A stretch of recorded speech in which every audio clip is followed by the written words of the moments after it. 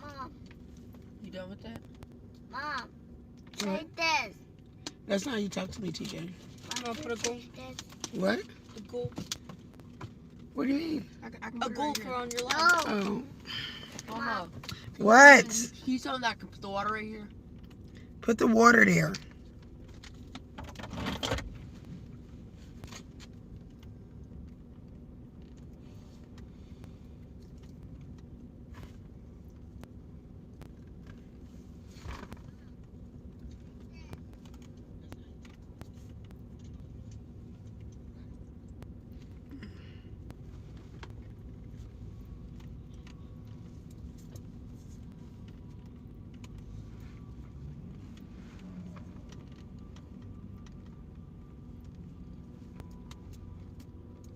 Maya. Hmm. Take your feet off the top. On mommy on mommy's car.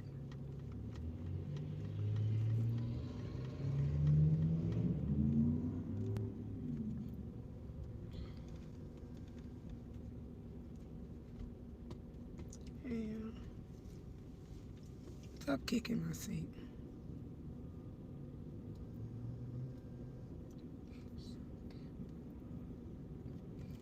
All right, you guys, there is a goal up there. Also, if you want to contribute,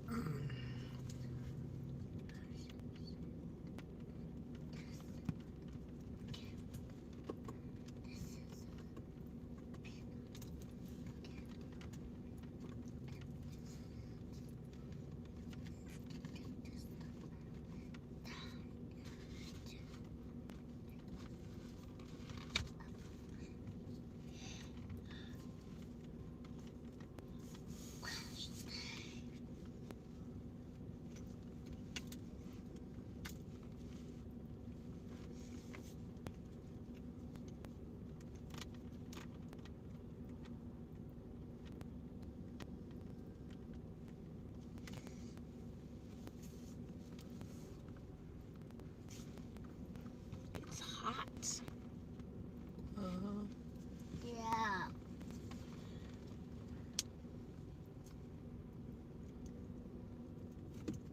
hold on, Mom, Mom. please go. Leave me alone.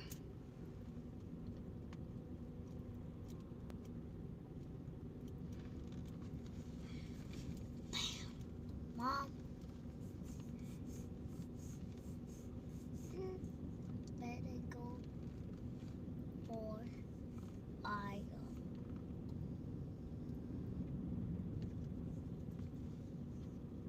I think I have done a storm. It's not. It's the wind, TJ. I saw lightning. I know, but it's not thundering yet. It's just wind. It's not like me yet, Jonathan. Just windy. I think the thunderstorm is coming. You think the what? I think the thunderstorm is coming. The storm is coming. I think Mom. Did I pee in it? Okay. All right, you guys, let's go.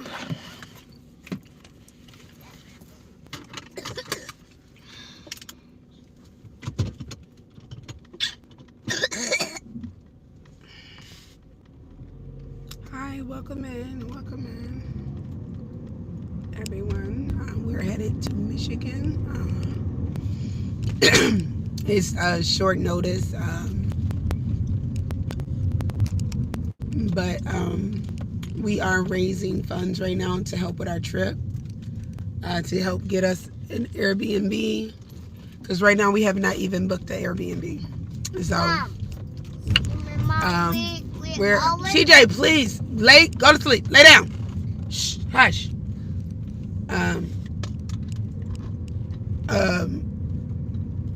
We have not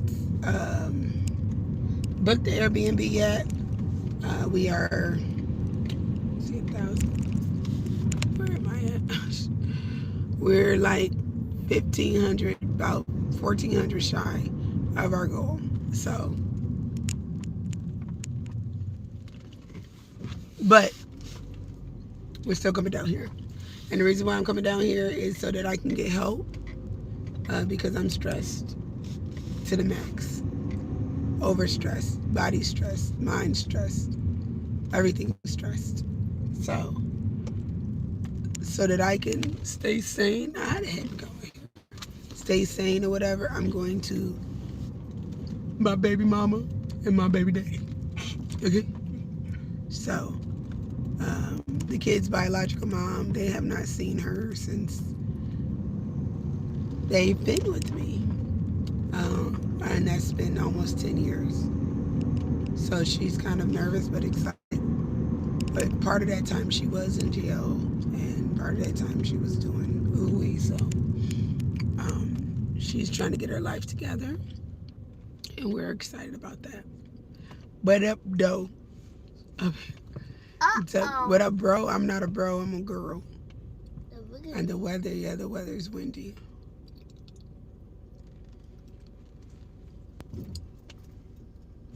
So anyway, we got about 5.5 more hours to get to our destination. It is about to start storming, so I'm trying to get as far as I can. And I know it's going to start raining, and it's very windy out here. So I'm just going to take my TJ and go to sleep. Be quiet, please. Hush. Sit back. I know you want to talk and everything, but it's past your bedtime, so go night-night. I really want the kids to just go to sleep, like, so I can actually think and have a little peace and quiet. And that's why I go at nighttime, so they can. And the lightning, I see the lightning is storming, but maybe I can get an hour in. And then I might have to pull over because I don't know how long. Oh, I should have asked her. Where's my other phone? I can look it up real quick. No, I just need to ask. Is it there Gemini on my other phone? I think. This one? The one, yeah. Or this one? The new one, Smart. That's fine. Wait, no, the old one, my phone. Yeah. Go to Gemini. Just look. It should be on there, I think. Nope. Oh, you said it's muted. Say her. Wait. Her seeing. Damn. Mute. Correct. Am I muted? No, I'm not muted. Cracking it. Okay, I don't know. Oh, Mandy, you're mute. Correct. You got not me. Okay. I don't know. Got to go.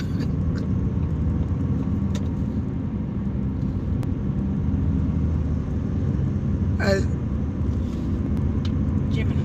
Found her. Here, let me give it to you.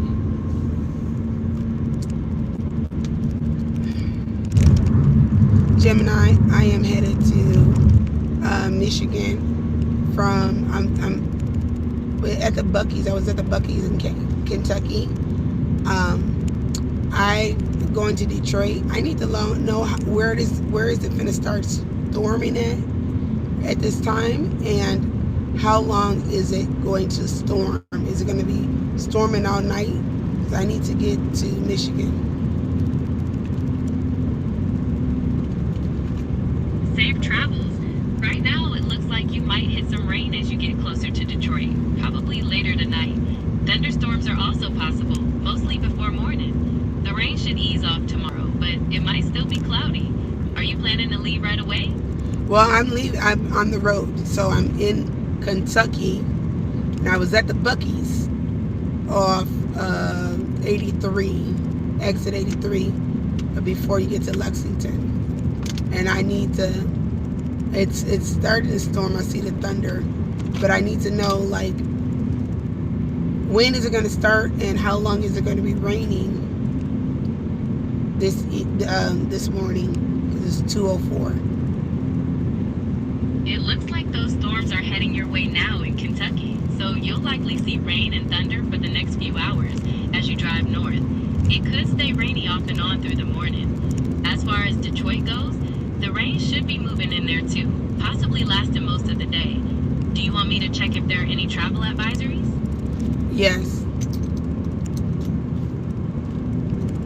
While there aren't official travel advisories right now, you can definitely expect to drive through heavy rain and thunderstorms on I-75 going north, through Kentucky and into Ohio for the next little while.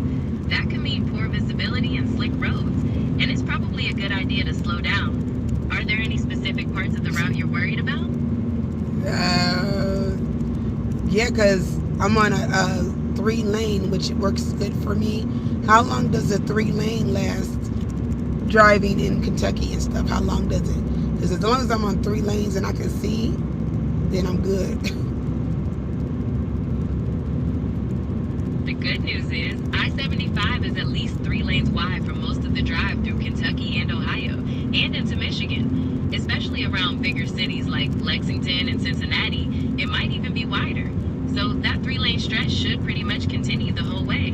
Do you want to know about any specific stops along the way? Rest stops. Like, where's the rest stops headed? Past Kentucky and Indiana. Am I going to Ohio? I'm not going through Indiana. That's right. You'll go right through Ohio. From Lexington, you'll head north on I-75 and cross into Cincinnati and stay on that same highway through Dayton and Toledo before you hit Michigan. Indiana is further west.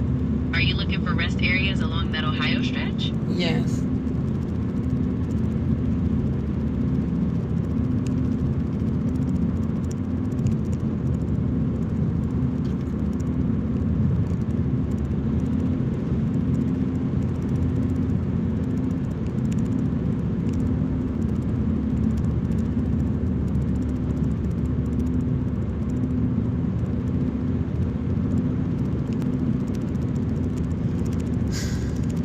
I feel like I need to clean my window inside here because it's really dirty.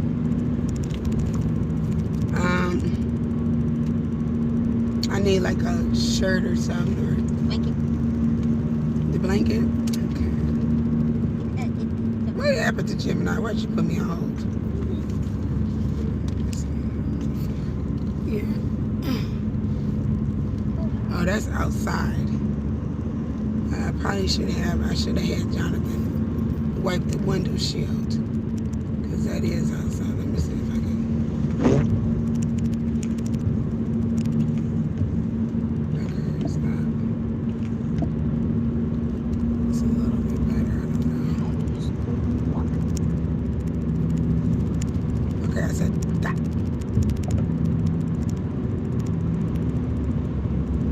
I'm just hoping that. You hear the thunderstorms? Okay, They're here. They're here.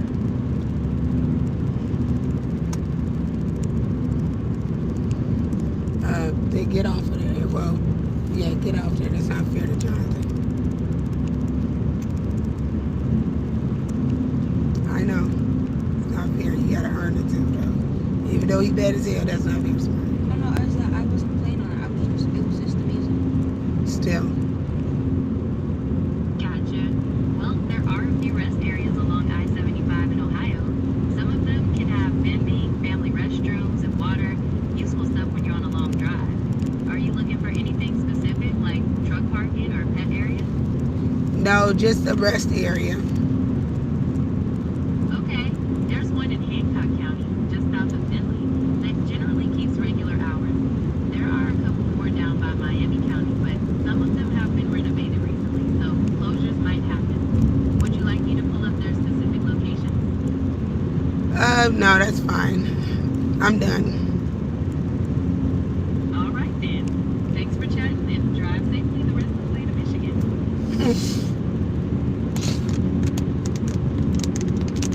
Yep, here we go.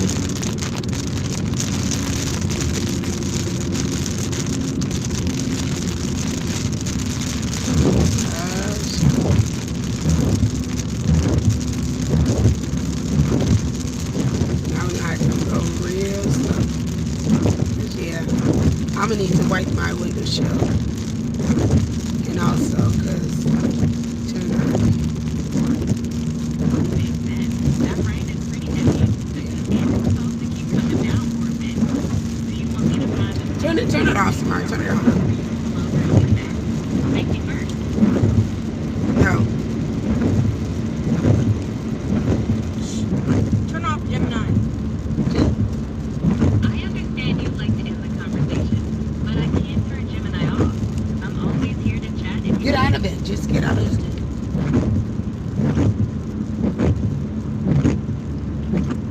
But it's like I feel like this needs to be cleaned. Is it gonna get cleaned by the rain? What? Is it gonna get cleaned by the rain? Sorry, go to sleep. Good shot, please.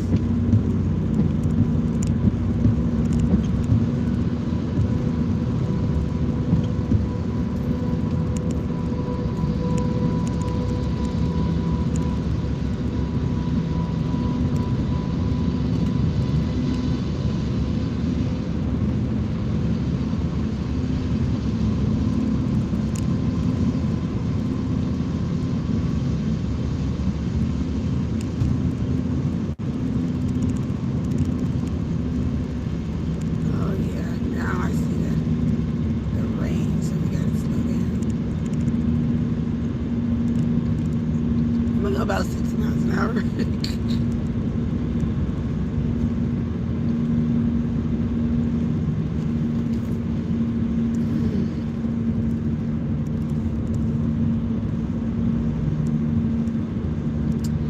Hey you guys, everyone. I'm glad that I am on a 3-lane highway because it makes it so much easier and you can see and the lights, you know, there's a lot of lights. Not bad though. Right now I'm in thunderstorm, but as far as the rain goes, I mean, we just went through a little bit of heavy rain, but Mom, it's Was it- raining and thunderstorm. yeah, it's just raining and thunderstorm.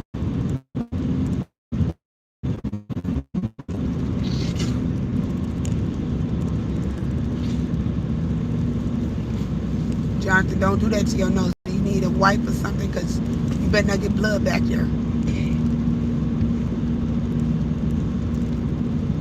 All right, guys, I have set a goal there again.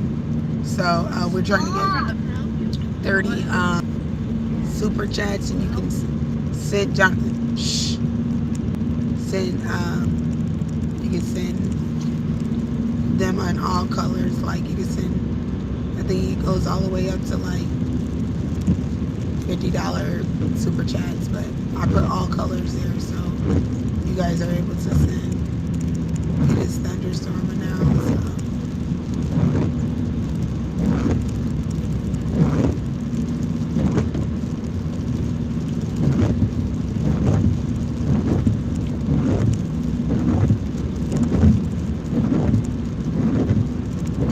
But I'm driving, you know, at a decent speed. I feel like sometimes my anxiety, I feel a lot of anxiety. And so when I'm like really focused on the road, I feel anxiety, but when I'm not focused on the road, I don't feel anxiety. But it is heavy rain, but it's kind of like doable because I can see, like I can see this big truck in me. So I'm just going to speed. I'm just driving at a pace, like a good pace. But the 3 lanes, that helps me. It makes it easier for me. I got 16 more miles before it's telling me to do something.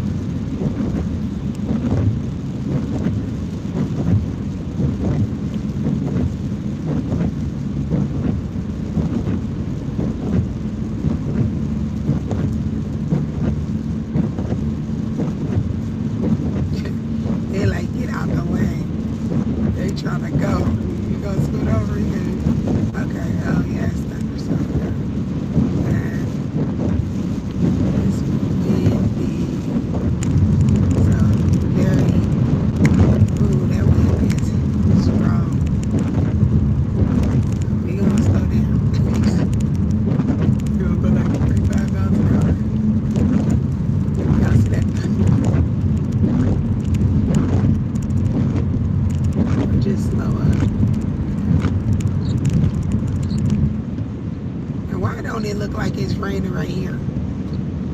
like weird. So it's just raining in like certain areas, and then like there's no rain right here. And then when we get up further, it's probably gonna rain. Like some areas it's raining and some areas it's just not. Like it is not raining over here. But I just came through the rain, so that's kind of crazy to me. You could be on one side of the street to be raining, and on the other side it's not raining.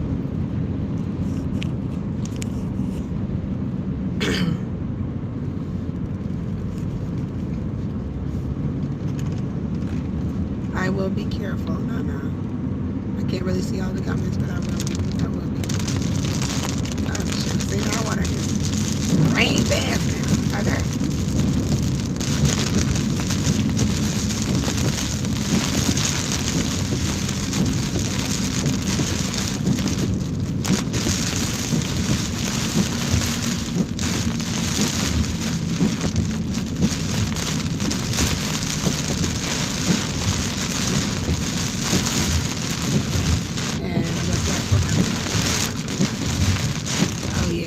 Raining over here. Good. They said, shoot, forget this, I'm gonna pull over.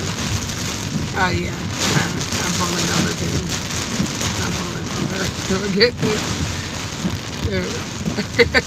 They all started doing that. Look at that. Okay. I'm pulling over. Forget that. I lied it. Okay, I'm gonna go behind you. Oh, here comes the truck. Look, I'm gonna ride on this foot. I'm riding right on this little side over here, okay? Oh, here goes the big There you truck. go. The truck. Ah, look. That was saying, she said shit. I'm getting over here.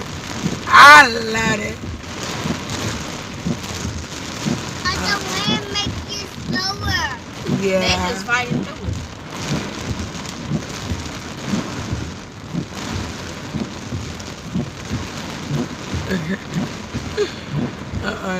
You need to slow up. That car behind us is like, I'm good. Like, for real. Okay, Samantha.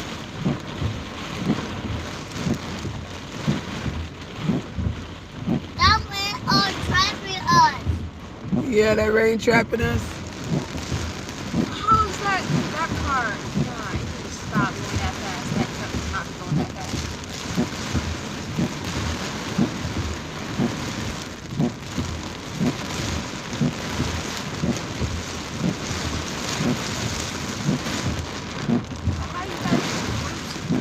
Golly, how does the rain just come down like that? That's crazy.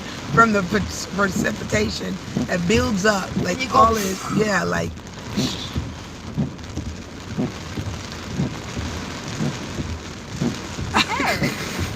Oh, heck man.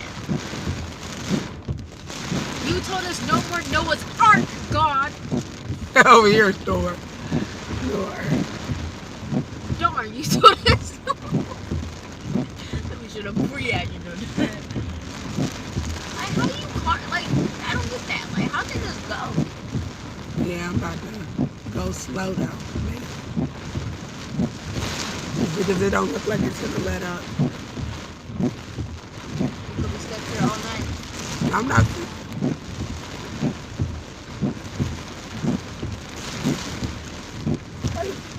Getting off fast. Yeah, they have trucks. The speed limit is 70. No wonder they're going fast. I can't see how many cars are coming. Yeah, they back there, but they coming. Just relax, Maya. I got this.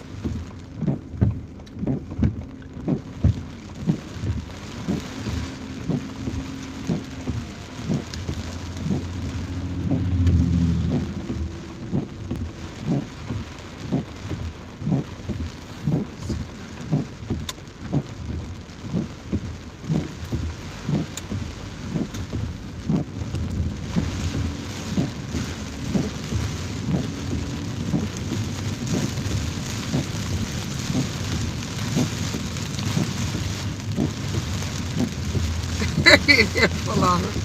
They said, forget this. I'm about to pull over too. Like, okay, fine. I'm gonna pull over too. Okay, everybody pulled over. I'm finished. We just gonna make a lane here real quick and everybody's just gonna pull over shit. I am not for the driving this. He's gonna have to stop. He's gonna have to slow down, okay?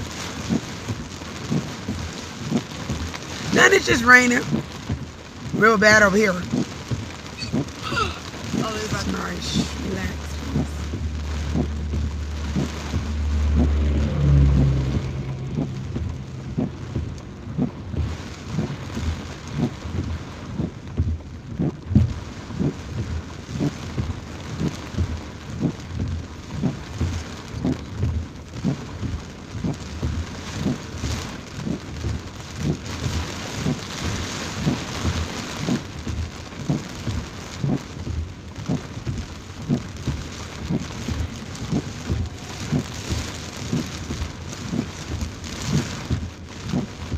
Yeah, my flash is on.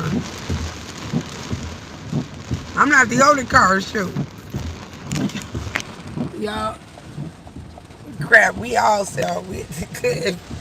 Baby, I got cars in front of me, cars and behind me, okay? And keeping it safe.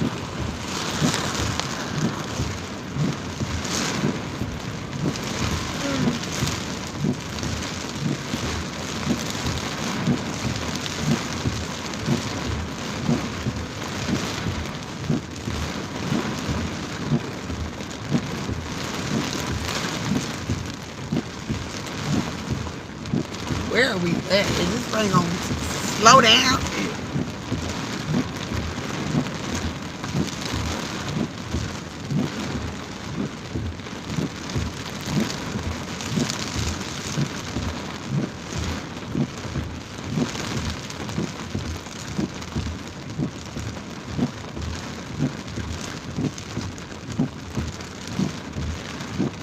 I might have to tough it out because I feel like if we go further, then it'd be gone. it'd be gone.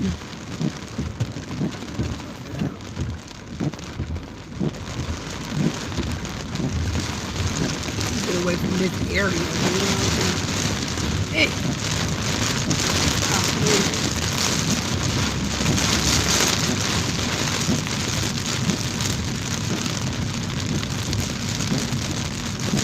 My piece of that.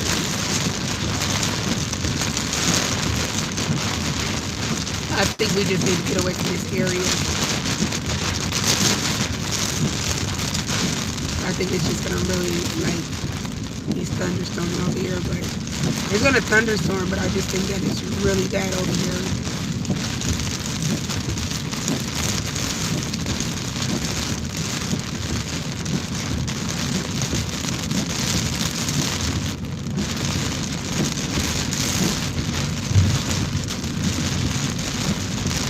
Little area, you know what I'm saying? And it's like a Lexington area, so like I'm only going like 40 miles an hour, and the roads are like pretty clear, but I feel like it's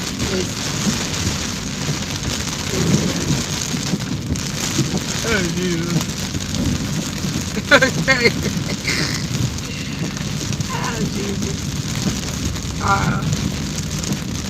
This is crazy.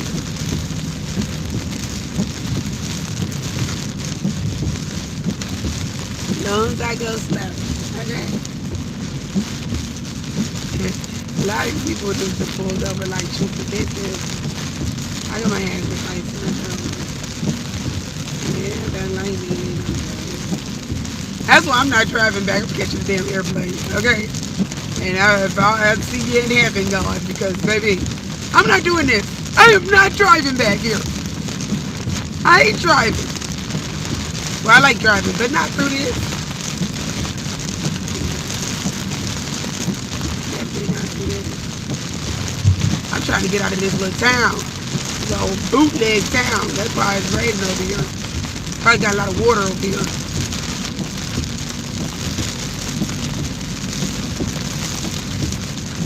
Cause it's not gonna let up, probably. If you just gotta drive cautious. You know what I'm saying? No, we're okay. I can see. I literally can see. It's just the rain that's just pouring down. But you gotta drive, you know, cautious.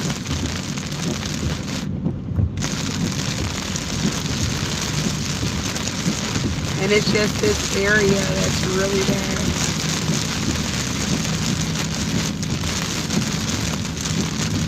Because they said that was in Lexington. But everybody's driving conscious, you know.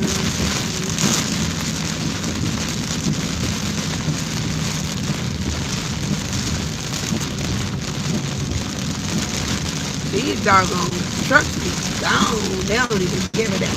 Because they heavy anyway, so, like, they're grounded.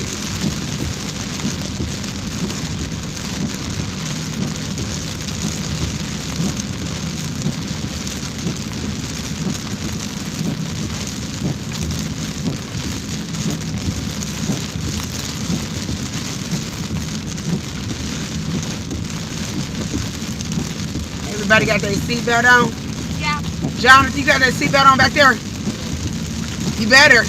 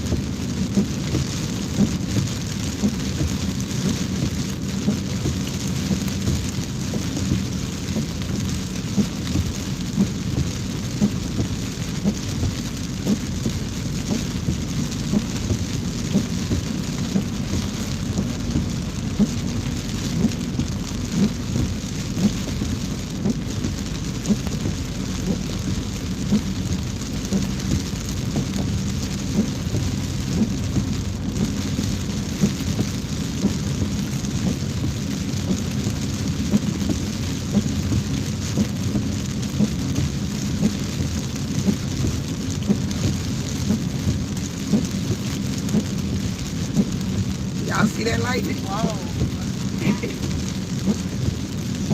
Flying.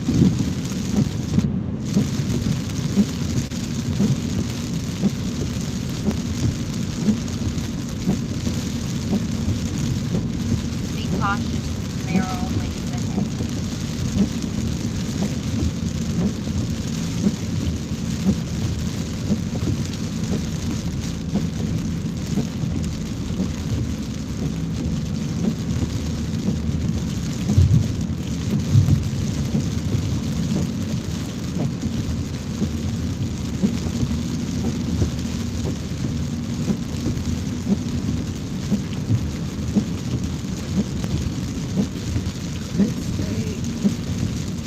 Stay north. Is that supposed to go? Okay, let's see. So it says stay north. 9 more miles.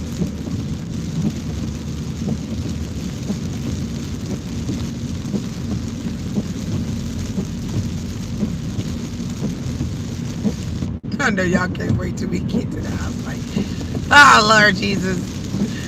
This girl got us on edge.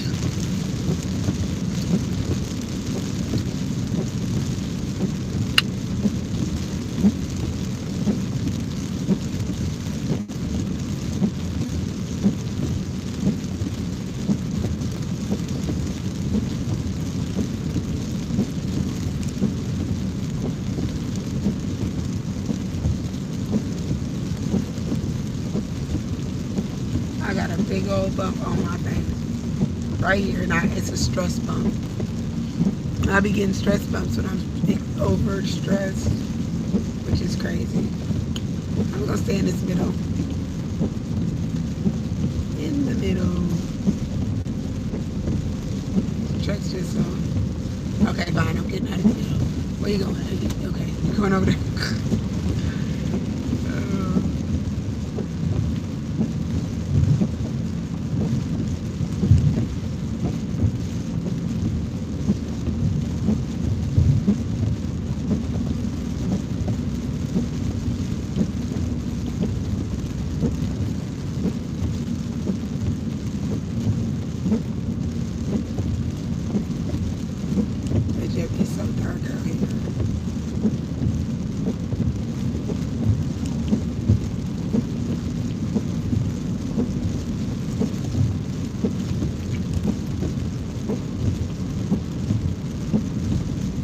Oh, you seen that?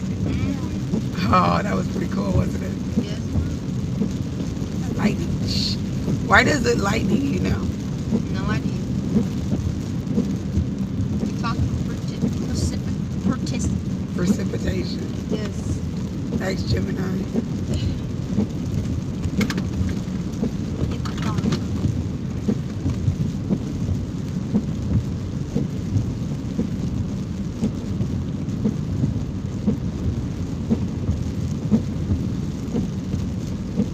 Hey Gemini, why does lightning show up in the sky?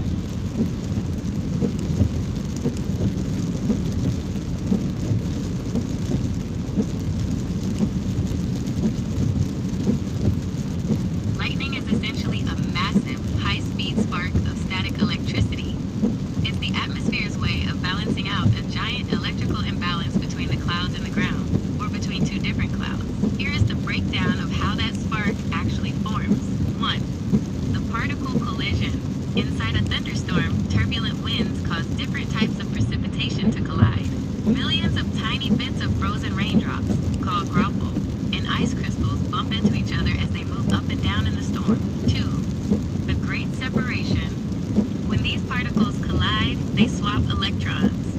Generally, positive charges, the lighter ice crystals, get pushed to the top of the cloud. Negative charges, the heavier graupel, sink to the bottom of the cloud. As the bottom of the cloud becomes heavily negative, it repels the electrons on the ground below, making the surface of the earth positively charged. 3. The connection. Nature hates an imbalance, so it tries to bridge the gap between the negative cloud and the positive ground. A faint stream of negative energy called a stepped leader snakes down from the cloud. At the same time, streamers of positive energy reach up from objects on the ground, like trees or buildings. When the two meet, a circuit is completed. 4. The flash and the boom. Once the circuit is closed, a massive current of electricity surges through the path. This is the return stroke, which is the bright flash we see. This bolt is incredibly hot, about 30,000 degrees Celsius, 54,000 degrees Fahrenheit, which is 5 times hotter than the surface of the sun. This intense heat causes the air around the bolt to expand and collapse instantly, creating the shockwave we hear as thunder. Quick facts, feature, detail, speed. Lightning travels at about 270,000 miles per hour. Frequency. The Earth is struck by lightning about 100 times every second. Length.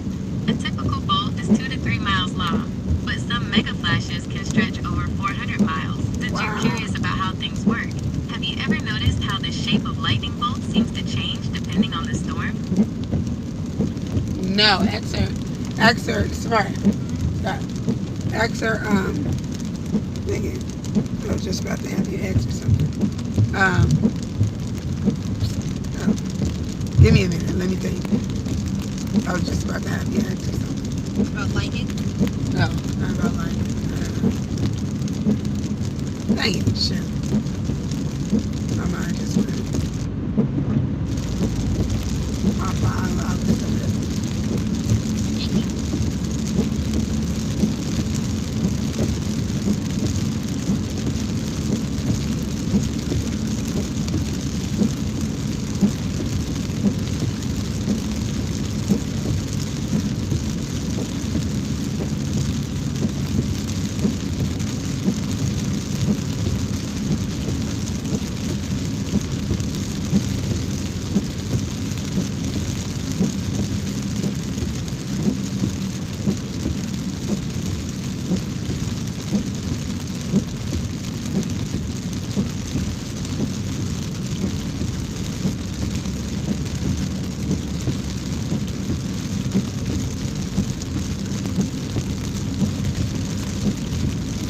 Oh my god.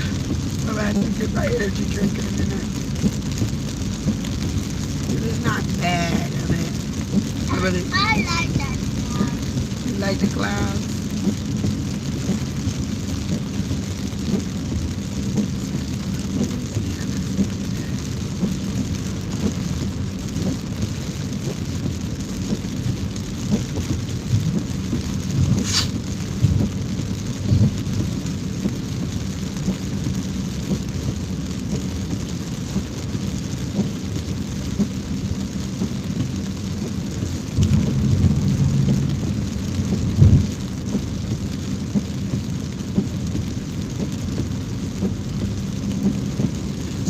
rain tomorrow. So you know we're going to be in the house. And I'm not going outside in the rain.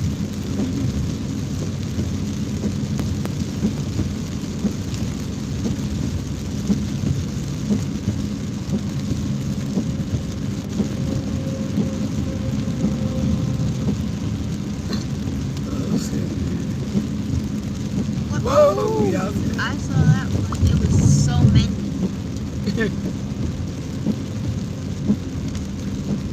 Oh, that's what I was gonna ask her. Tell us, can you get shocked by lightning while you driving a car? Hey Gemini, can you get shocked with lightning while driving a car? Generally, you're quite safe inside a car while driving in a lightning storm. The metal body acts like a protective cage, directing the electricity around you and into the ground. However, it's still best to avoid touching metal parts inside, like door handles or the steering wheel, just to be safe. Your car might get damaged, like to its paint or electronics, but you should be okay. Were you worried about it? Ask her, how you gonna avoid touching the steering wheel if you drive?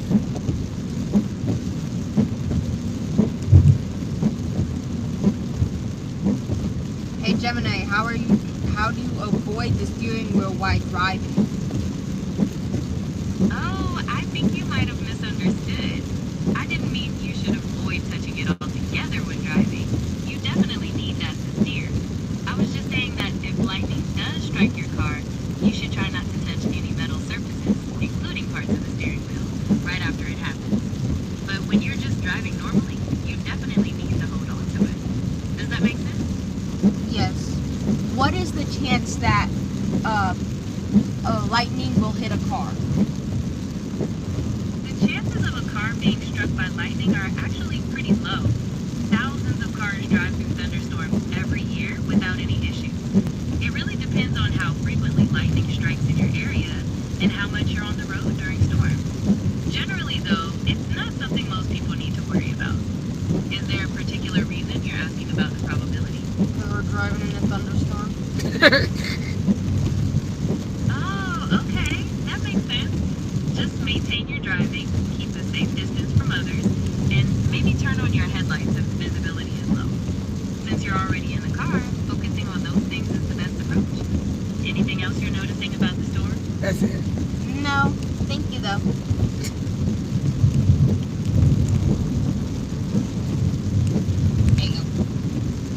Sure.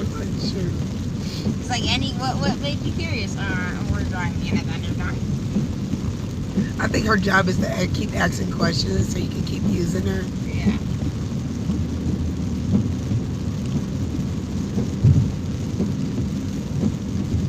Okay, so that's it. I sure went a couple more questions than I needed to do.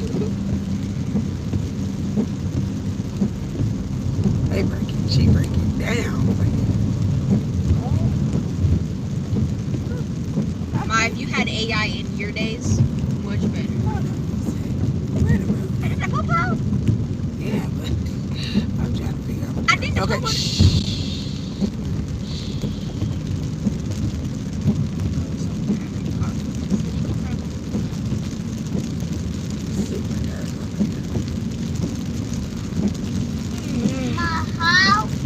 How we go faster? How we go faster? We can't right now, honey. It's raining really bad.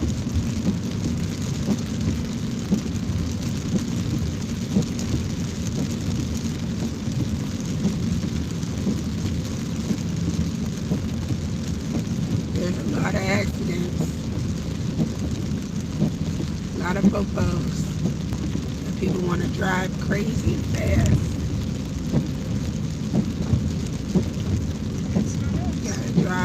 You gotta drive like 45 miles an hour, okay? 40 miles an hour.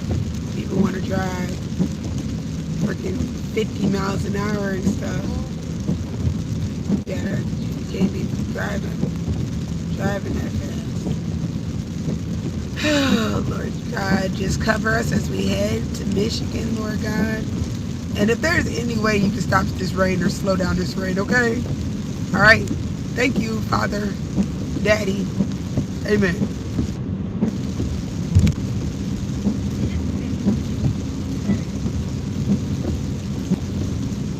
give me the vision that I can see. I ain't trying to be on this road forever.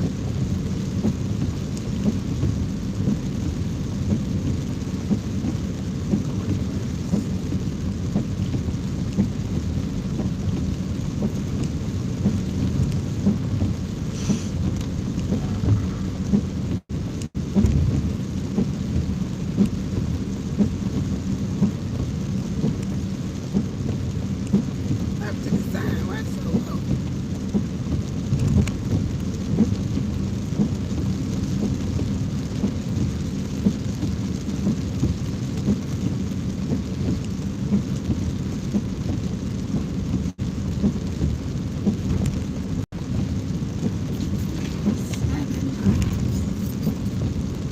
Do y'all like driving? Yeah. No, not yet. I'm not talking to you. Look at the YouTube, my To Be Loved fans. Do y'all like driving? This stuff. Oh, you gonna spit all of that stuff in my face? Big old truck. Trucks be just gone, like they just, yeah, they rule the world. The road heavy. The driver ain't over the road.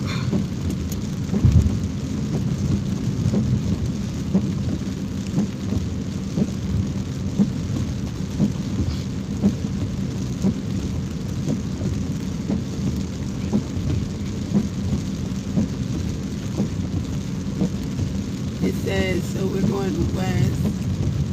So the rest must be straight.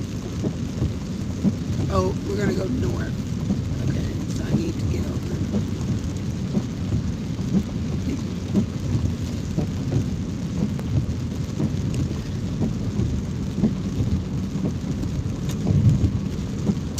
See, it's Cincinnati. Well, I'm kind of good happy because I don't really like going into Indiana around that loop and stuff.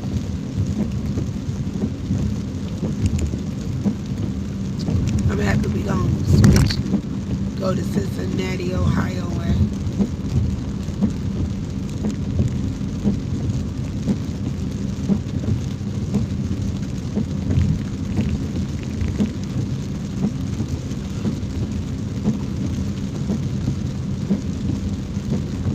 I just realized I got beef.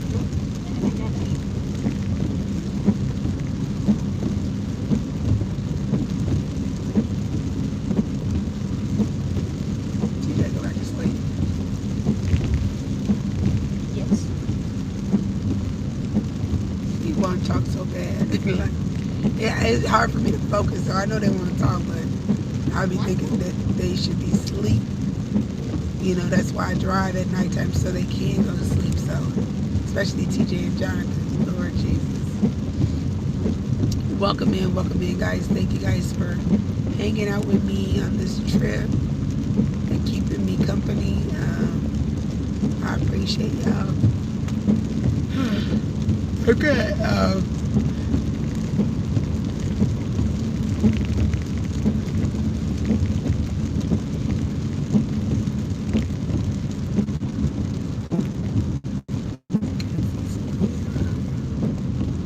We're headed north. We're getting 71 miles. Okay. Just go straight 71 miles.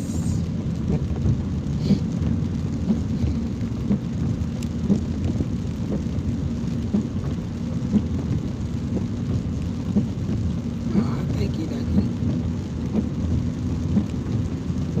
Mandy.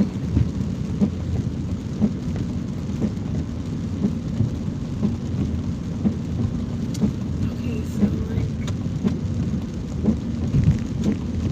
it's dark over here. Okay, so we have like 75 miles to Cincinnati. We're gonna be going north 71 miles, and I'm just trying to relax, really kind of just woosah, relax. But baby, it is dark as heck over here. So I'm in the middle lane, y'all. I like staying in the middle lane, so if I do swerve or anything happens, I'm in the middle lane. Anybody else like riding in the middle lane? I like the middle lane. When I was younger, though, I liked the edges because I was scared to be in the middle. I love it, though. There's not very many cars on the road, and I love that because, baby, I don't like driving with cars. And at nighttime, everybody's, and besides this, that way, I don't know why there's so many cars over there. But on my road, there's not very many cars. And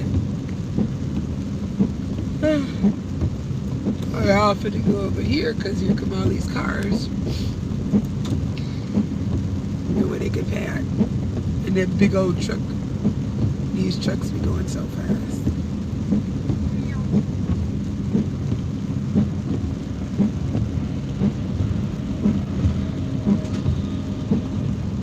That ain't even a big truck. It looked like a big truck.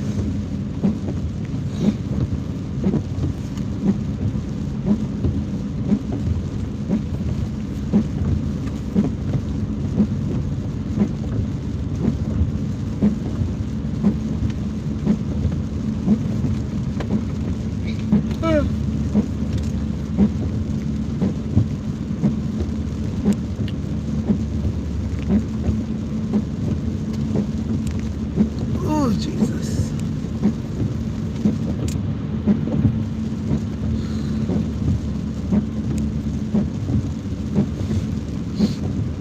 I'm going to sleep.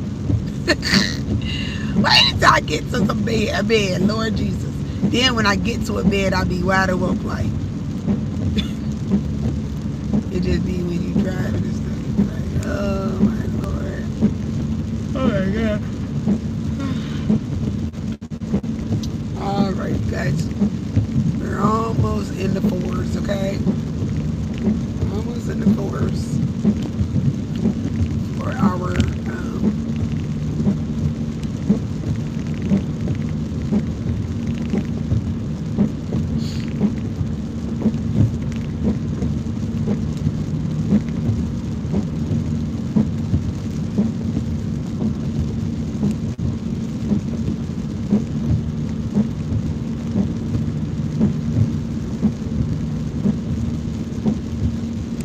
73 miles away from Cincinnati, Ohio.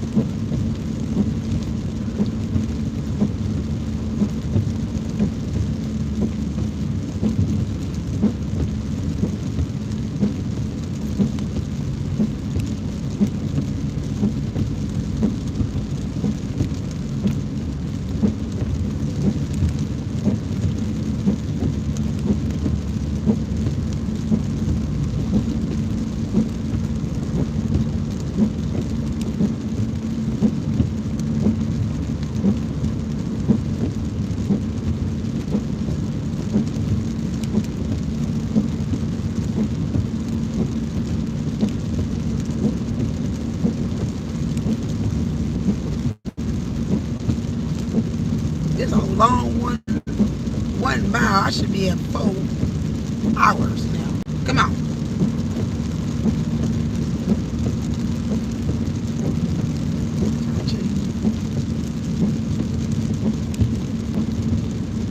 That he said 5 hours.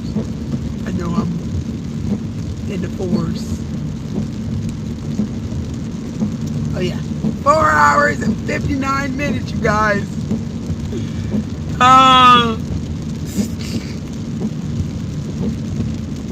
it's kind of dark out here.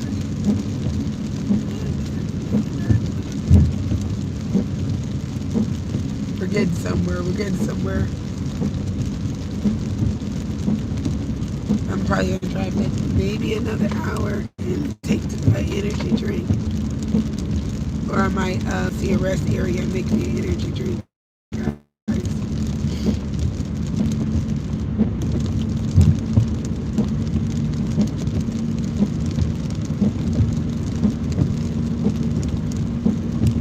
Or I could pull over now, actually. I ain't got no cup. Dang it. You got no cups there. I guess I'm going to have to put it in the, I'm going to pour it. Like, in the little thing. Yeah. I'm about to pull up in a minute. Make me an energy drink. 'Cause I need to be up.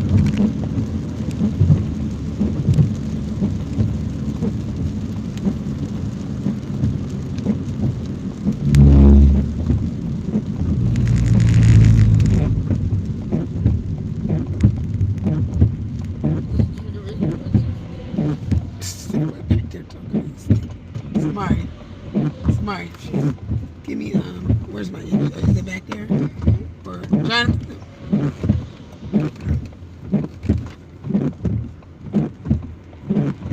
Where's mommy's energy drink? Here, is it back there? Okay, hand it to me. I'm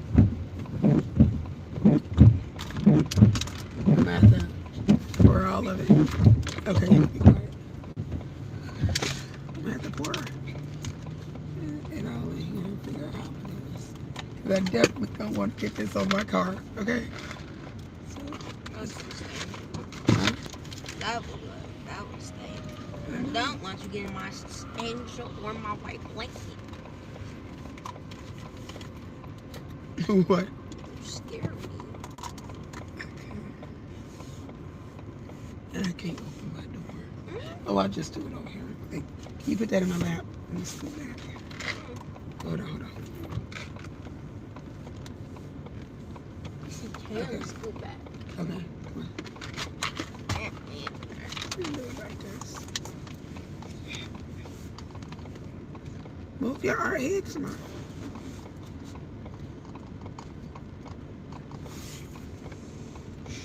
I'm be woke for real.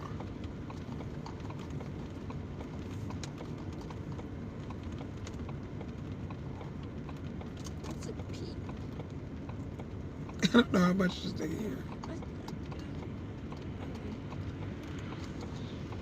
Oh man, I'm gonna be on 10. Okay, where's the top? Hold this. You still woke, Tootie? Here's mine. Put the top on. No. You're not woke? Yeah, I You are woke? want to know. You can't have none of this. Aww. Want me to hold it as you take it up? I want to do that. I don't know how I'm gonna do this. Okay. Because you gotta get your little spoon. No. I'm not gonna do it that way. I'm just gonna try. See, like $1 in the evening. I didn't take my walk. And there we go. Oh shoot. That's enough. No, that's not. Dang it, them cars coming back fast. Am I over enough? Please don't. I'm gonna get over just a little bit more shit. They too close to me. Let me just scoot up. Just a little bit more. Off the side of the road here. Here we go. Now, which Pray for me. Now, which one gives you energy, the tea or the beverage? The tea. He said, I'm praying for you. Thank you. They're still too close. God is with me. I don't want to. And if we don't make it, just know we're on the partying on the other side. That is strong, man. I'm sorry, y'all. You get the powder. Smell like fruity stuff. Like in the bathroom of my school. Smell like fruity stuff. Like that's what they be bringing to school. Fortnite, rubber ducky. Rubber ducky. Yeah, I know. Rubber ducky. We over here choking. Okay. Oh, TJ choking too. Okay, where's my top? You don't know what my top I is? don't know what you do with it. Oh, Lord. Mommy, feel like a going taste back in the air. house. Huh? Tasting in the air. I know. Here, we got to put this back there.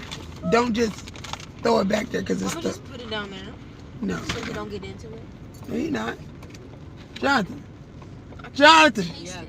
Just set this back there neatly. Okay, neatly. Look. Don't just throw it back there because that stuff will get all over the place. Put it back there neatly. Let me taste the air. Please do not push that. Please don't shake it so hard that it softens. I'm about to have to stop and go pee. I already know. This stuff finna go through me, but at least once it goes through me, I'll be woke. Okay? Is Oh my god, I gotta hurry up. I gotta pee. I hope it don't make me jittery though. Stop. Because that be me half of the time. I want to take this darn seatbelt off. Get on my nerves. I know I can't. Darn. Baby girl was on here. Baby girl is on here. Baby girl, where you at? Baby girl on here? She probably just stopped. I didn't find the Airbnb yet. Are you still on, Hillary? I didn't find one yet. She been on.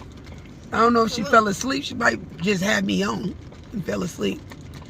I don't know if Hillary's still on. She asked if we ain't found one yet. Is that strong? It's all right. All right, time to go. Let's go. Okay. I don't feel safe with that in your hands because I feel like there's good space. Samari, leave me alone. Leave me Let's alone. go.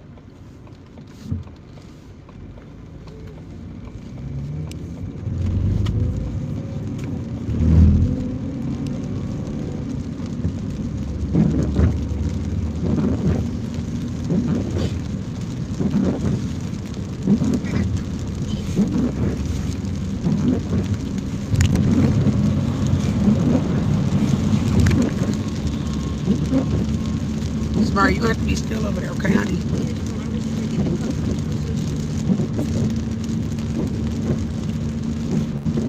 We ready? Are you ready?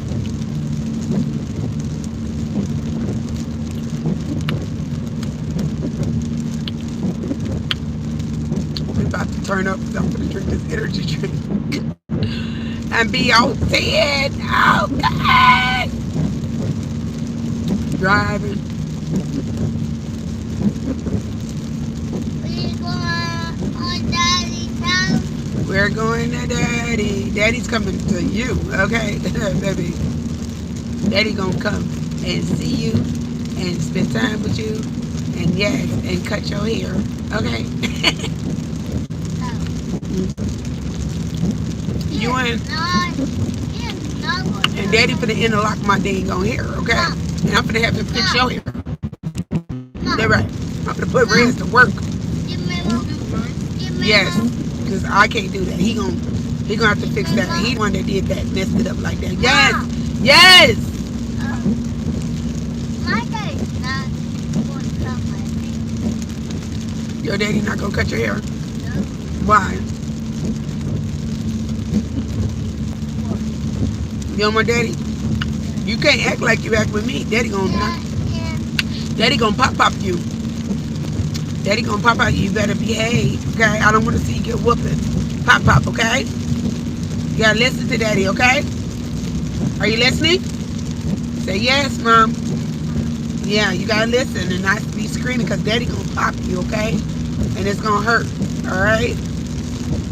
So you gotta behave, all right? You can't be acting like you act on the phone with him because he's not gonna go and you're in his in his face now. You can't do that, okay? Do you hear me? I don't want you to get a lesson.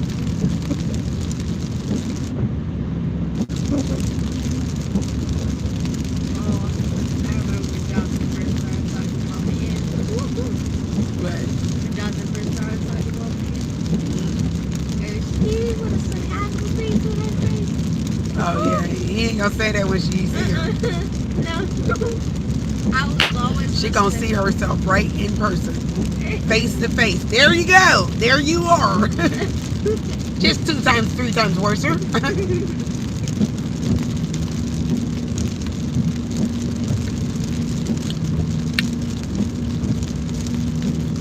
Once we get settled in, we're gonna go to her because she's like 2.5 hours away, or like That's not that long. No. the 12-hour car ride was long.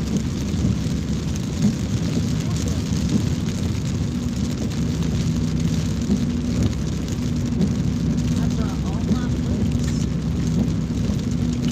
You brought all your books. Except the grad. No. They weren't big in her grad. Or the next so we can. So when I'm over there, I can read books. Oh, that'd be nice.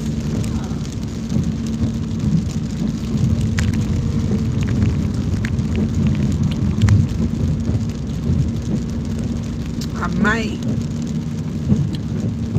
See, the thing about it is, rent Airbnb. I'm trying to think. Who you want it closer to? Huh? Who you want it closer to? Well, I'm trying to think because I know I'm gonna be driving to see her. She gonna see y'all, but then I need to be looking for a place too. I got grown nieces and nephews. Shit, I crash at their house. Hey, move over, Alex. Hey, ain't you coming? I have no idea, but I know all of them got their own house. I know, I'm pretty sure she's from Florida. At least they don't live in Florida. Smart. Who is you talking about? None of them. You were dreaming.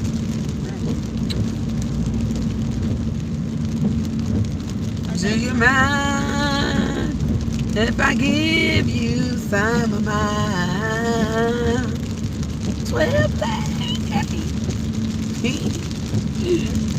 Do you mind, baby? You said what's 12 lane? I said the Hopi voice crack. Oh. Yeah, and what is Hopi? Yeah, yes, he is. He ain't gonna sit and play with you, no. You think Dad's strict? Well, Dad's strict. I mean, not if you follow the rules, huh? Tamari said no. Not if you follow the rules, Red's not strict. The thing is, I learned when to stop playing. That Jonathan don't know when to stop playing. I remember Jonathan got his butt whooped one time, baby. They were playing, and I was doing somebody hair or something. When I do your hair, Yeah, man. and Reds came in, and he was goofing with Jonathan. That was definitely weird. Hold on, Samari. He was goofing with Jonathan, and I'm like, I already see where it's coming. You know what I'm saying? Because Jonathan don't know how to stop. So, Rez wasn't looking after he got done, like, you know, just like play goofing with him. And Jonathan gave Rez an uppercut so hard, baby, bow, knocked him dead in his jaw, like hard. And yeah, he got his ass whooped. He took him in there. I felt bad though, because I think, you know, you were playing with him though. He's like, no, he knows better. You don't hit me like that or something. He said, I can't remember. I felt bad though, because I'm like, Jonathan don't know when to stop. So he got whooped with a belt, baby. Rez, so that is.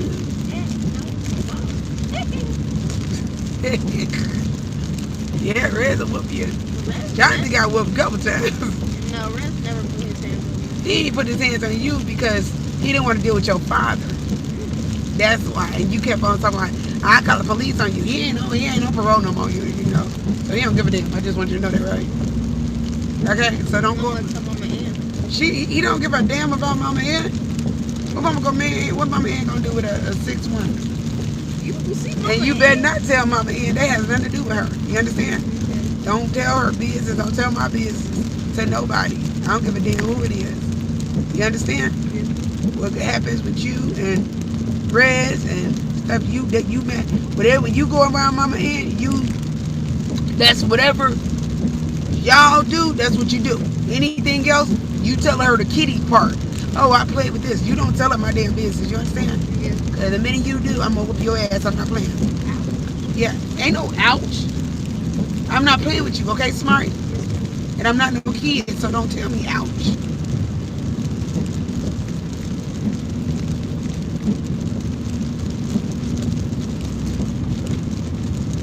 You talk about what y'all doing, you and her, okay? Keep me out your damn mouth. Keep me out of your mouth. Keep Rez out of your mouth. Don't tell her nothing about Jonathan. Let Jonathan tell her himself. All right? Because I know you got them lips and you get to talking. Nothing. If she asks anything, just switch the conversation. Be like, I don't know. Like, I don't know. That's I don't know. Because believe me, it's going to come back to me. You understand? So don't go in there telling my business to her or whatever. Like say if I leave y'all with her, I do want to get like, I wish I could get her where she could come today, you know, and y'all be there. You know what I'm saying? I don't know. I don't think she could stay out. I don't know how long. I don't think she can stay out on the weekend. But I'll see. But yeah, don't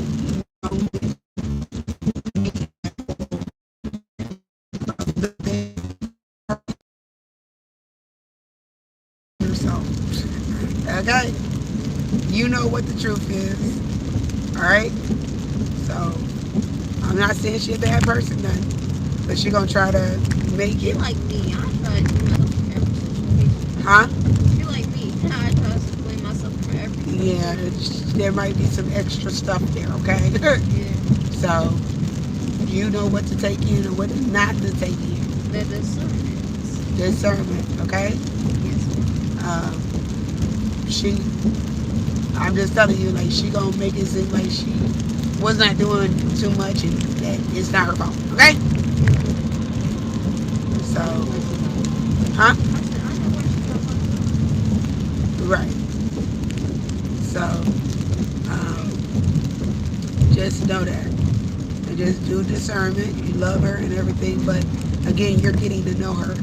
You have not seen her in 10 years almost, okay? You remember how she looked and kind of like she acted. You were a kid, a little kid. It's a whole different person than in prison, you understand? That don't play. So you better watch them lips. I don't want your first experience to be your last experience with her, okay?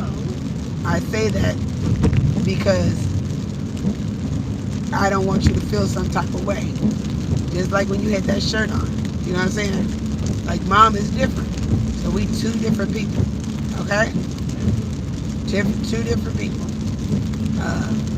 So you just gotta learn to accept her and me. Like you can't compare us. Don't try to do that at all. Because that does happen a lot.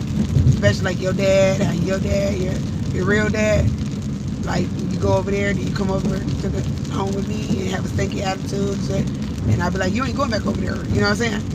Or like your dad, he be like, basically saying like, you don't need to take no pills. You don't need this. You don't need that. You know what I'm saying? Like, you know what you need. You've been raised by me. I don't give a damn. Understand? You've been raised by me. So you know what to do, what not to do.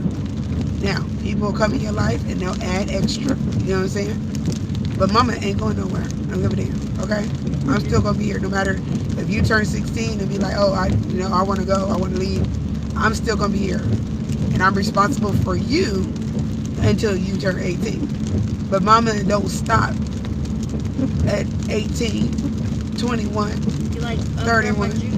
Right. Okay? So you got to understand that. You got to learn to have you and her relationship. That's y'all relationship. Whatever you got going on with her is you and hers. Okay? But when you come home, you better switch that shit off. If you got an attitude or whatever, blah, blah, blah. I don't want to start seeing no attitudes, you understand? Yeah. I'm not going to stop you from seeing her, but I'm going to check you real quick. Because I want you to have a very good relationship with her. But also have discernment, because I poured a lot into you. So there's extra things that you may see that she do, smoke cigarettes, vape, drink, whatever. Don't you pick that shit up. No. No. Listen to me. It don't matter if you know what not to do. For some reason, kids do it. You get what I'm saying? Start taking after. They take after, you know, just try it or whatever. Or, you know, oh, look at all them tattoos. I want tattoos because she got tattoos. No. You were raised the way I raised you. And you know better. You know your body is a vessel. Do you understand? Yes. And that you don't need all that. If you want to get that stuff that you can get off of you, you know, you can do that. All right? Do that anytime you want to, but you know that that's going to come off. Don't put no poison ink in your body.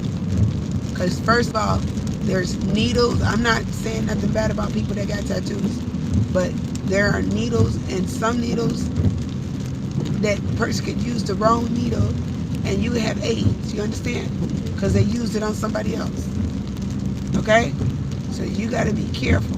You got to know the person. You got to know that that's a, you know, a good shop, good name. Good. You got to know where you're going to, because you don't know. That person could have just used that on somebody that had AIDS. Just be honest. Or like a blood infection. Hepatitis B or something. Or C. I don't know what it is. No, sickle cell. I don't think you can catch that. I think it's hepatitis C. I'm not sure. But you just got to be careful, and I raised you right. So I'm not worried about anybody pouring into you and getting you dirty, because you finna be 15. Like, you understand? Yeah. And I made my decisions, my choices at a young age. Like, whether people told me or not. But I know that I poured into you, and now you're getting older, and you can start making decisions and choices on your own. And I want you to make the right decisions, you understand? Yeah. Okay. Huh? I love you more.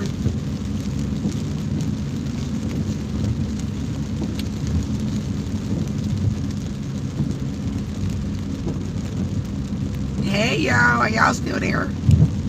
Y'all just quiet, just listening. Probably didn't fell asleep.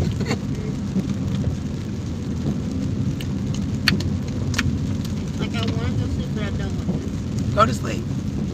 No. Take your little self to sleep. You're scared? Yes.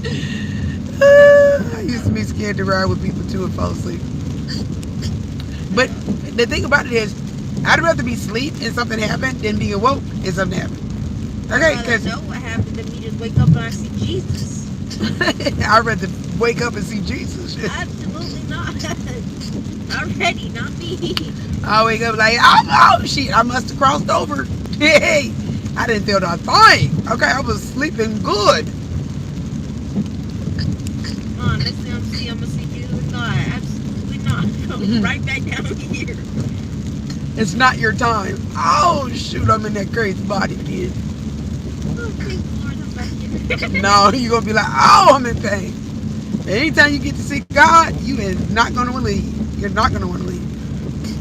You are not gonna want to leave. That spirit is so beautiful. And how do I know? I just know that It's a sense. it's a sense. Like, it's like okay. So you know how like you're probably excited to see Mama Ann, because Yeah. that's the woman that birthed you, right?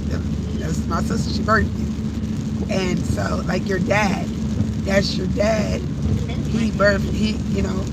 So you love your daddy. So imagine the creator, mom and dad mixed together.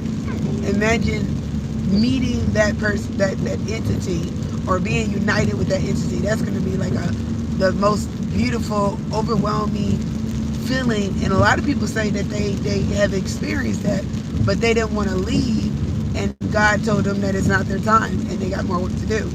and it just changes their whole life. You know what I'm saying? So like, yeah, you ain't gonna want to leave. You ain't gonna want to leave. You're gonna be like, shoot, who? Who? Mom? Jonathan? Bill. Like, I'm good. I'll stay right here. I'm like, oh no. I'm like, wait, I was just sleeping. What happened? You're gonna be like you was when you had that helium. Yo. What's wrong with egg? I had no idea what happened. Don't tell her that you sucked that up there. Okay. Some things, Zavaria, some things you just don't tell. Like, don't tell her that what happened with Jonathan. I didn't even get a chance to tell her what happened as far as us hitting him and stuff. I guess God didn't want me to tell her, because I was trying to tell her, but every time I tried to tell her, like, something interrupted it, and I'm like, you know what, don't tell her that shit. Okay, because she gonna be mad at you for putting your hands on Jonathan, and she gonna be mad at me. Oh no, I think I did. No, I didn't tell her that you hit. I told her I had to jack him up, but I didn't tell her that you jumped in. So you just, some things, Maria, let me tell you, just ease your way on into getting it on my end, okay? Like, give her a feel, close your lips, listen, give it a feel. You know what I'm saying? What to do, what not to do, okay? Get a feel, like, don't think you know a person. Feel it out. You're not.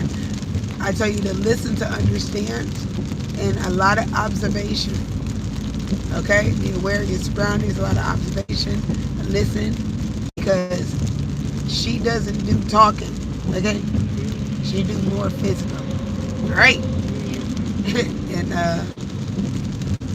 and that's just because she been at our life. She been in prison too. You know what I'm saying?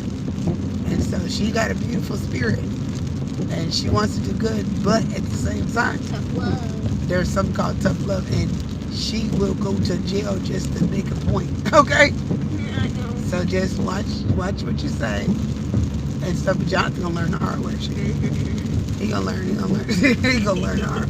If he's left with her, like, you know what I'm saying. Like I don't have, I trust her. I don't have a problem as long as she's sober. You know what I'm saying? Yeah.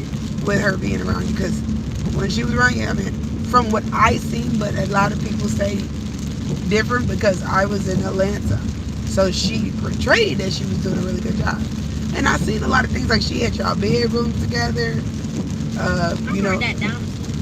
she had it was nice up in there with Teddy. You know what I'm saying? For a couple years, you know. So whatever they were doing on the side or whatever, they still maintained their house and stuff, you know. So it was just like I said, when your daddy got out, everything changed. Everything changed. And I knew that them drugs, if he's selling drugs, you think she ain't gonna get off them damn drugs? Shit. Right in it. She didn't probably learn her lesson. Well, she wanted the relationship because she really loves you. I don't care. She loves your dad.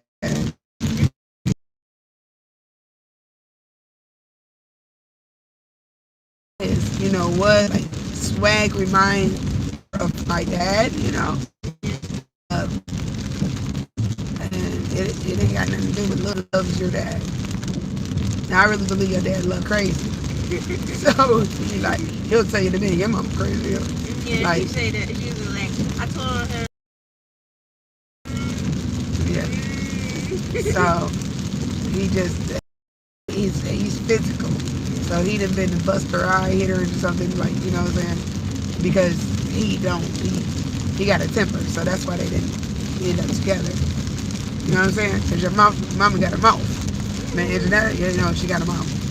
Like me. I'll make a man hit me, you know, because my mouth. But I'm learning to be quiet. I'm learning to be humble and just, you know, learning. And like with Rez, like that's why we are able to have more conversations because Like that 3 hour talk you guys had when I had to watch PJ. yes. No. And the only reason you know it's 3 hours because I said it and you heard it. But I thought it would have been more. huh? I thought it was more because the time I watched PJ, it felt like an eternity. Yeah. But I've learned with Rez, like learn people and get discernment, okay? So like just learn them and like you can't change a person, Maria. But what can you do? No. Yeah, you can learn a person, but you can change yourself, right? You can change how you respond to things. So if Mama Ann accidentally hurts your feelings or something, I mean, like, just like, because there are going to be times, right, where she might say something or tell you to do something and like the top, right? And you want to please her. So now if I would have said it, you would have argued with me. You know what I'm saying? Yeah. So I've noticed that about you and Jonathan. Like right now, you want to impress her, but there's going to be a couple of times where you're like, shoot, you know what I'm saying? Because you're going to get comfortable. And so there might be a time where you ain't going to want to do that. You know what I'm saying? Because right now, this is the honeymoon phase. Like, you know what a honeymoon phase is, right? Okay. Where you're trying to feel her how she's filling you out. And you, I notice a lot of times, like I said, when she tells you to do something, you go straight to do it. Now, if I would have said that, somebody would be like, but Mom, I'm in the house. And you did say, well, I'm in the house, but it was more like, okay, I'm gonna listen. I was in the house, like, you know what I'm saying? Like, if it was me, you're gonna be, but Mom, why did I have to change it? I'm in the house. And then, you know, you're gonna argue, but I'm alright. You know what I'm saying? See the difference? Where with her, it was like more kind of like trying to justify why you had it on.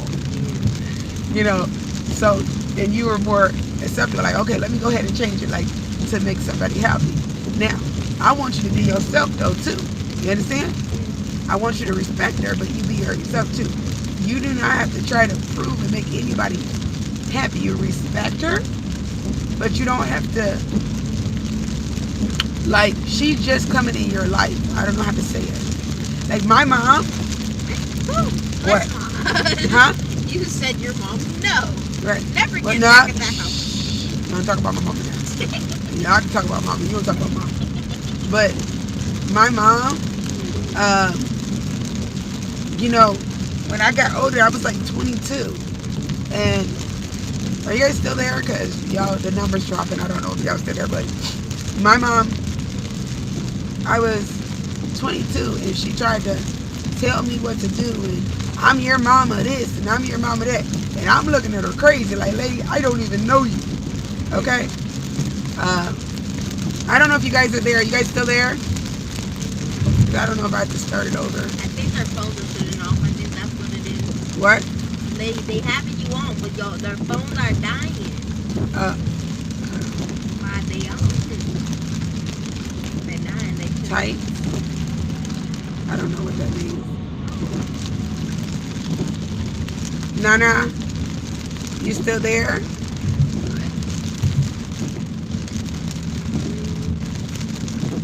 Okay. Hey, Hillary. Hillary, I was telling you, I don't know if you heard me. I said that we didn't get an Airbnb yet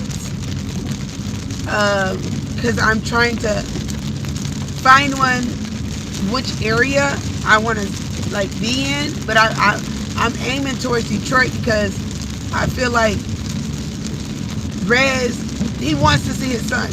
Now Anjanetta, she wants to see the kids too, but she can't like just leave anytime she wants to. She still got programs she got to go through. She still got to get herself together. So although I want them to be close and be able to see her all the time, that's not going to. They're going to see her a few times while we're there. You know what I'm saying? And then if we decide to stay, but I feel it would be more. I don't know what you guys think, but I feel like it would be more like, I don't know how, more like beneficial to move towards Rez, because Rez is going to help with Jonathan and TJ. And those are problems that I'm having. Okay? So, and Janetta, Jonathan had her ass back in jail. Okay? For real, bro. And I'm not trying to see my daughter, I mean my sister go back to jail. Okay? Because she did, you play that on the phone, but baby, in person, you ain't seen her yet, okay? And she not gonna hold back. That Jonathan gonna have to watch his mouth, because he just say anything out of his little lips. She done been cocked and knocked the hell out of him. All right, I know my sister. All right, so. And we've been like, hey, he didn't mean to say that. I'm gonna let her hit his ass. Because I'm just gonna sit back like, didn't I tell y'all? I'm gonna sit back and be like, didn't I tell you? Okay. But yeah, so I just want to let you guys know that again, we are still raising funds. I want to thank Nana. I want to thank Michaela, Sheila. They have, and there was one girl, I can't forget her name, but she said $1.44, and I appreciate that, because that means just that meant a lot, because what I feel like, okay, she didn't have that much, but she said what she could. Like baby, you know what I'm saying? She probably sent all her money, okay? Because that 44 cents, whatever she had in her her Cash App, she sent that $1.44, because 44 cents is an odd number, okay? And so I appreciate that. You know what I'm saying? I appreciate that. That means a lot to me. And I gotta go and look and see what it was. Who did that, because again, I thank you for that. But like, yeah, I thank you for that. There's not a but. There's not a but. I am still raising though, because the Airbnb that we need, guys, to stay for 2 weeks, like we got a week in Paris, probably like a day. But what I feel like with this is that we finna get down there, right? And we're gonna get down there. What is today? We're gonna get down there on Tuesday, probably somewhere time in the afternoon. Okay, it says we'll get there at about 7:58, but I might have to stop and go to the bathroom, do this, do that, this. So I feel like, and then so Tuesday, Wednesday, Thursday, Friday, I need to find something by those 3 days. But it normally, unless you guys, maybe y'all know something different, but from my experience, it normally takes at least about 3 days, or sometimes they'll for you to get the application process done.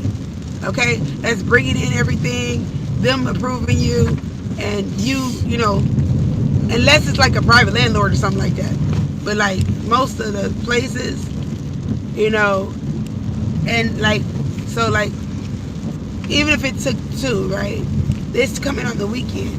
So some places are open on Saturday, but some places are not. Okay?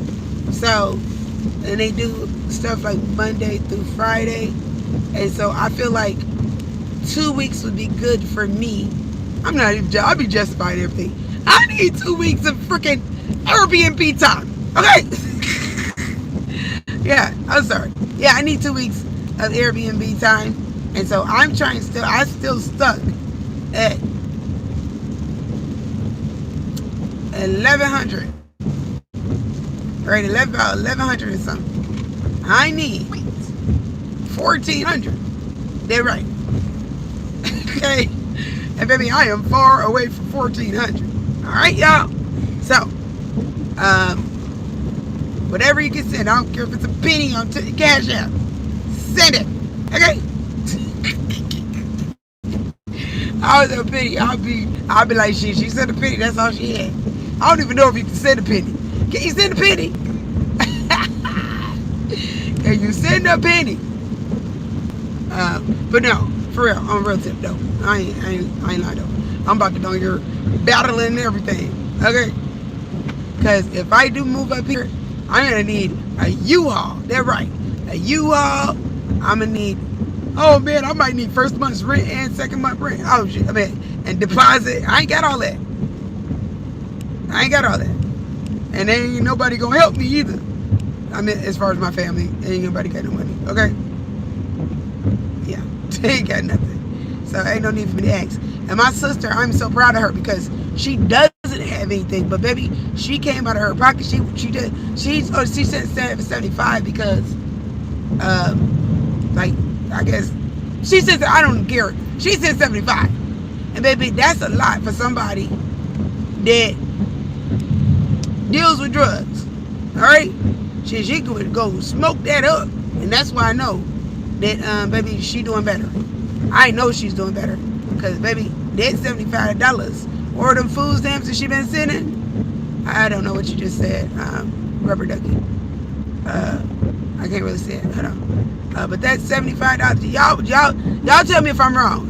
Unless she a functioning addict. Because if she was still smoking and doing all that stuff, that money wouldn't be saved. My sister is not one of them. I ain't never seen her functioning. Okay? I have not for like years. My little sister has been on drugs since she's been probably like 14. Alright? So I am proud of her. Yes, that made me cry. Like, my little sister's trying to give me some money, like $75. Like, okay, like weed. Y'all starting to pour into me. Like everything I have poured into you guys over these years, it's coming back. Okay, maybe it's a good thing. But like, she's trying to help because I feel like she knows, like, again, these are about her biological kids and she wants to feel like she can contribute. I told her several times, like, you don't have to. And I know that her car just broke down. Her truck just broke down, like she did. And sometimes she be lying though. So I don't know whether to believe her or not, but everything she has said has been true, most of it. You know what I'm saying? Like her, because I was like, you got a car, you did this, you did that. You gotta, you're trying to get out. And she showed me everything that she's been doing. You know what I'm saying? From the deed of the house. She got to fix the house up, but I mean, yeah, she got to do a lot of work to the house. To, her car plate that says mayhem, to a lot of different things. And so I really believe that she is really trying really, really hard. It is hard for her, and I know it. But I can see a change in her attitude with the medication. That the medication and whatever she's on, baby, he needs to be on it. Okay? She's more calmer, and even like today, like, she has never, like, literally, like, cussed me out because she know, like, but she know better. Like, that's just some things you just don't do. And see, she has the respect for me. See, these kids ain't got that type of respect where you have respect for your older siblings. I have respect for my brothers. I don't care. They piss me off, but I still have respect. Like Terrell, I don't give a damn if he be doing crack. That is my older brother. So I have to respect him, right? Johnny, that is my older brother. I don't care if we're just a year apart. I was taught that at a younger, maybe I really wasn't, I taught it, but I don't know, I just had common sense. Like, you need to respect your older siblings. I have respect for my sister because she was 5 years older than me. You know what I'm saying? So with Anjanetta, because I am more of a mother figure to her, I raised her. I am more of a mother. I'm more of a mother figure than her mother is. So it's always like, when you see my sister, everything that I do, she does. Everything to everything. Where I started to wear pink, to when I got married, I had red and black on. When my sister got married, she had red and black on. She got married on Valentine's Day. I wore red and black, and I had got married, before her. This was my second marriage, and I got married in red because my son's favorite color. You know what I'm saying? Red and black. But like I'm her world. Like literally, I'm her world. And I always, my sister don't play about me. Like, she don't. But I always, I forgot what I was going to say. Sorry, y'all been talking to down there recently. I raised her. So now to see her pouring back into me, and that's what needs to happen. Like, as these kids get older, they need to pour back into me, baby. It's called assisted living, okay? Pour back into your mama. Yeah, right. Because this ain't easy. None of this is easy. And I wish that I could give my daddy a hug and be like, okay, you whipped my ass, you did this, you did that, but baby, I know it was not easy raising 2 girls. A man raising 2 girls. Like, you had no damn idea what you was doing. Okay? Yeah. I'm in the room, bloody panties all over the damn place. Like, like, somebody help me with these damn girls. Like, I don't know what I'm doing. And at the end of Jonathan, like, I have no idea.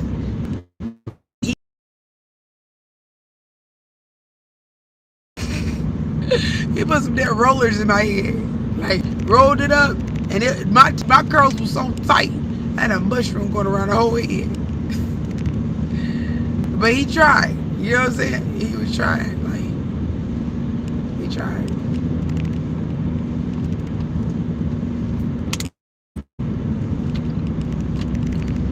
I already knew this was going to go through me. Is there an object in the road? Shoot, I don't know. I wasn't paying attention.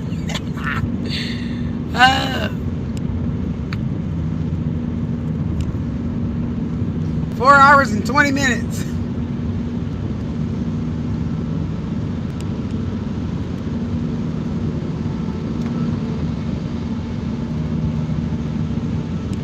Y'all go to Airbnb and see if y'all can find an Airbnb in Detroit. I need some help. Look for one that's... Now, we've been looking, then maybe something will pop up. So right now, I only got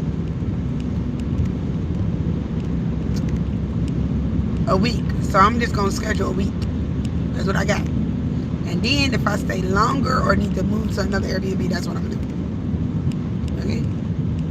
We going to move it. I like to move it, move it. I like to move it, move it. So I'm going to stay a week.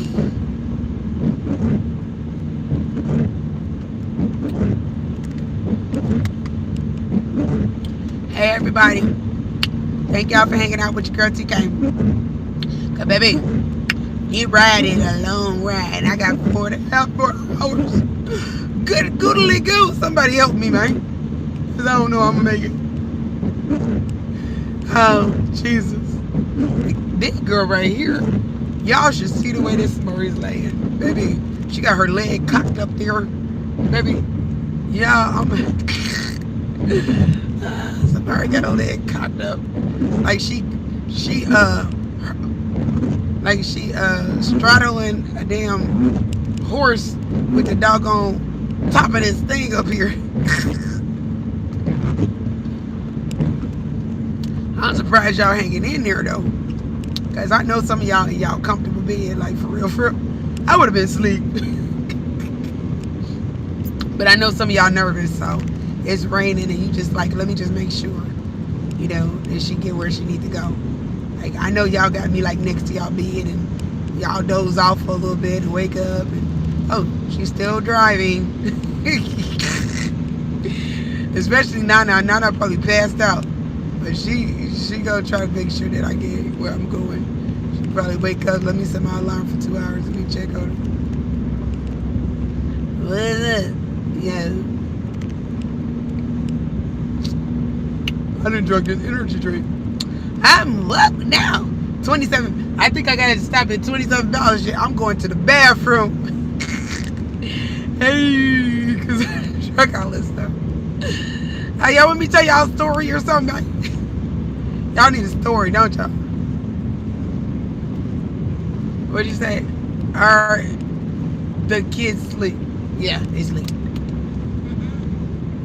Oh, somebody said she not.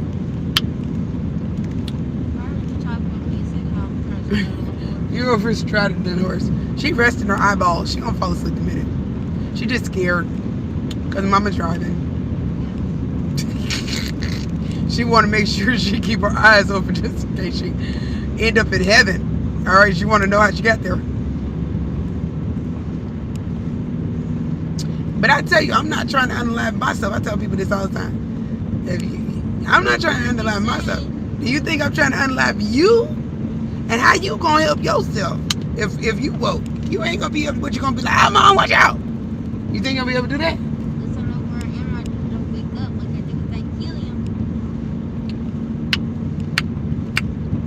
You'll be happy when you wake up.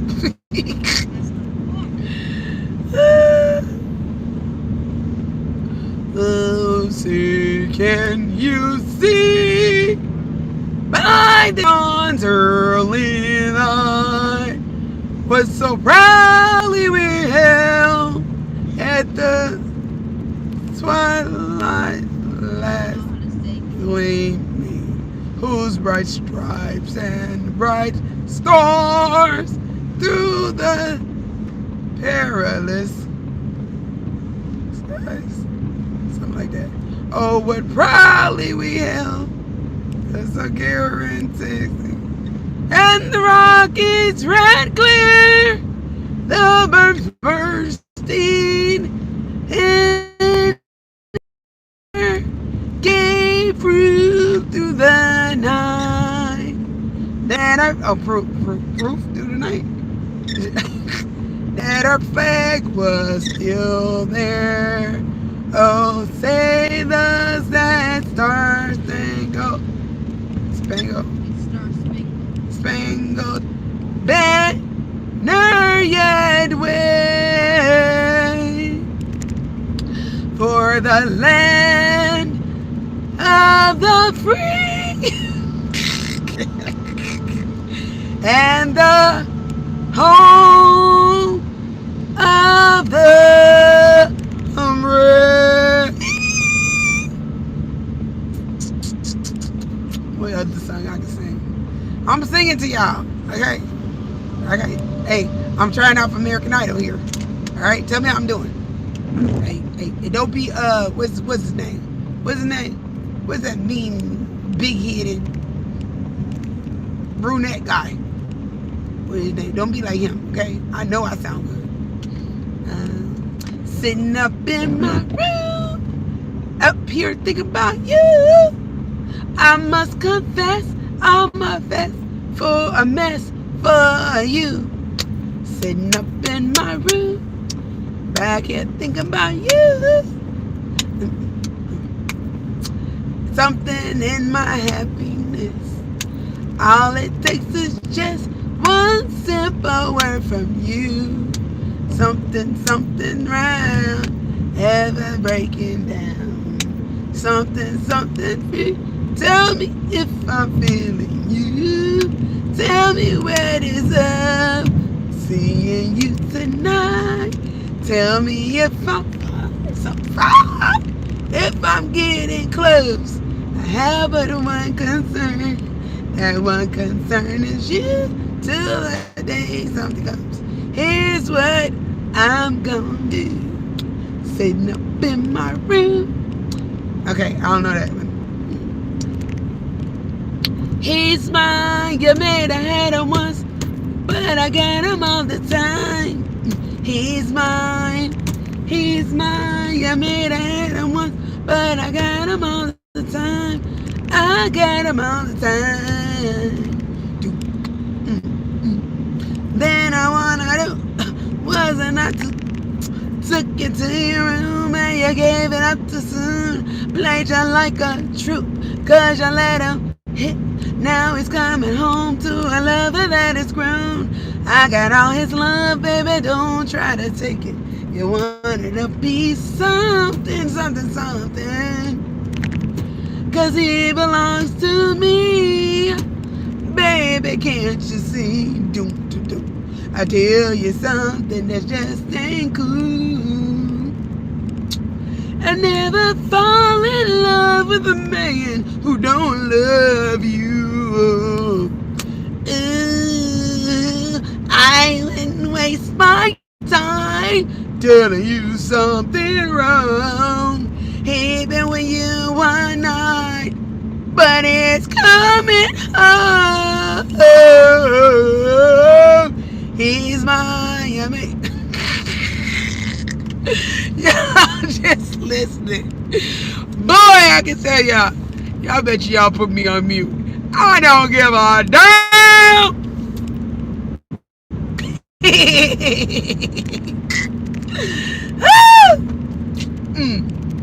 Y'all, I'm almost down to the number 3.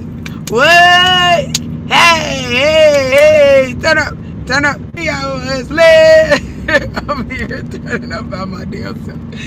I gotta go pee in a minute, okay? I got like 15 miles, and I'm going off this thing, and I'm gonna go pee.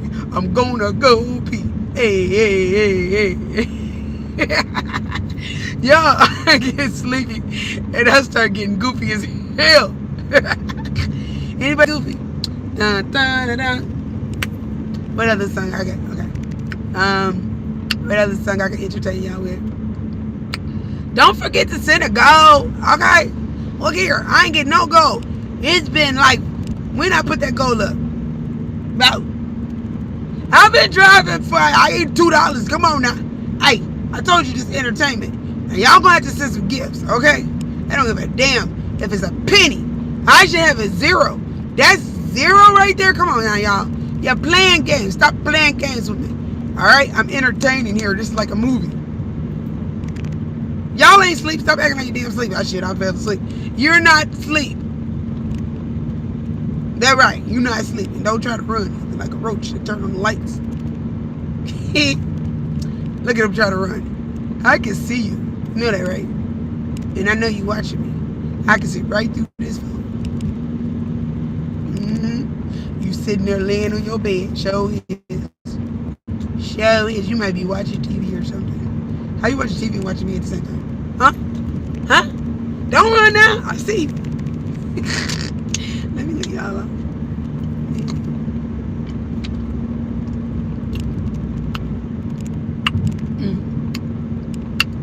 Problem is, y'all don't talk back. Now, I can't see the comments anyway.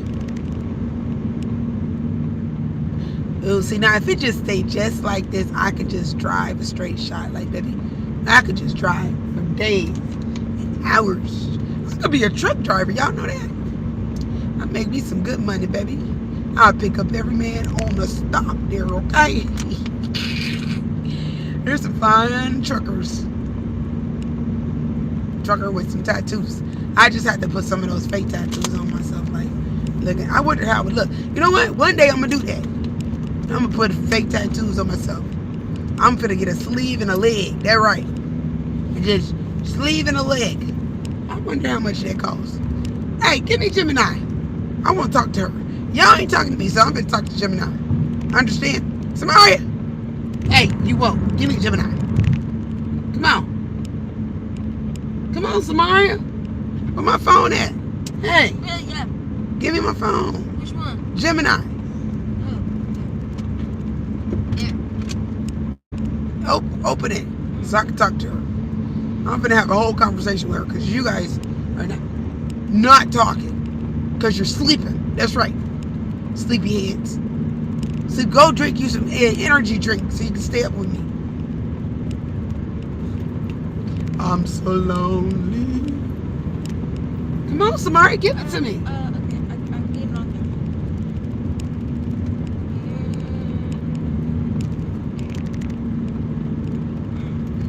Hello? Hey, Gemini.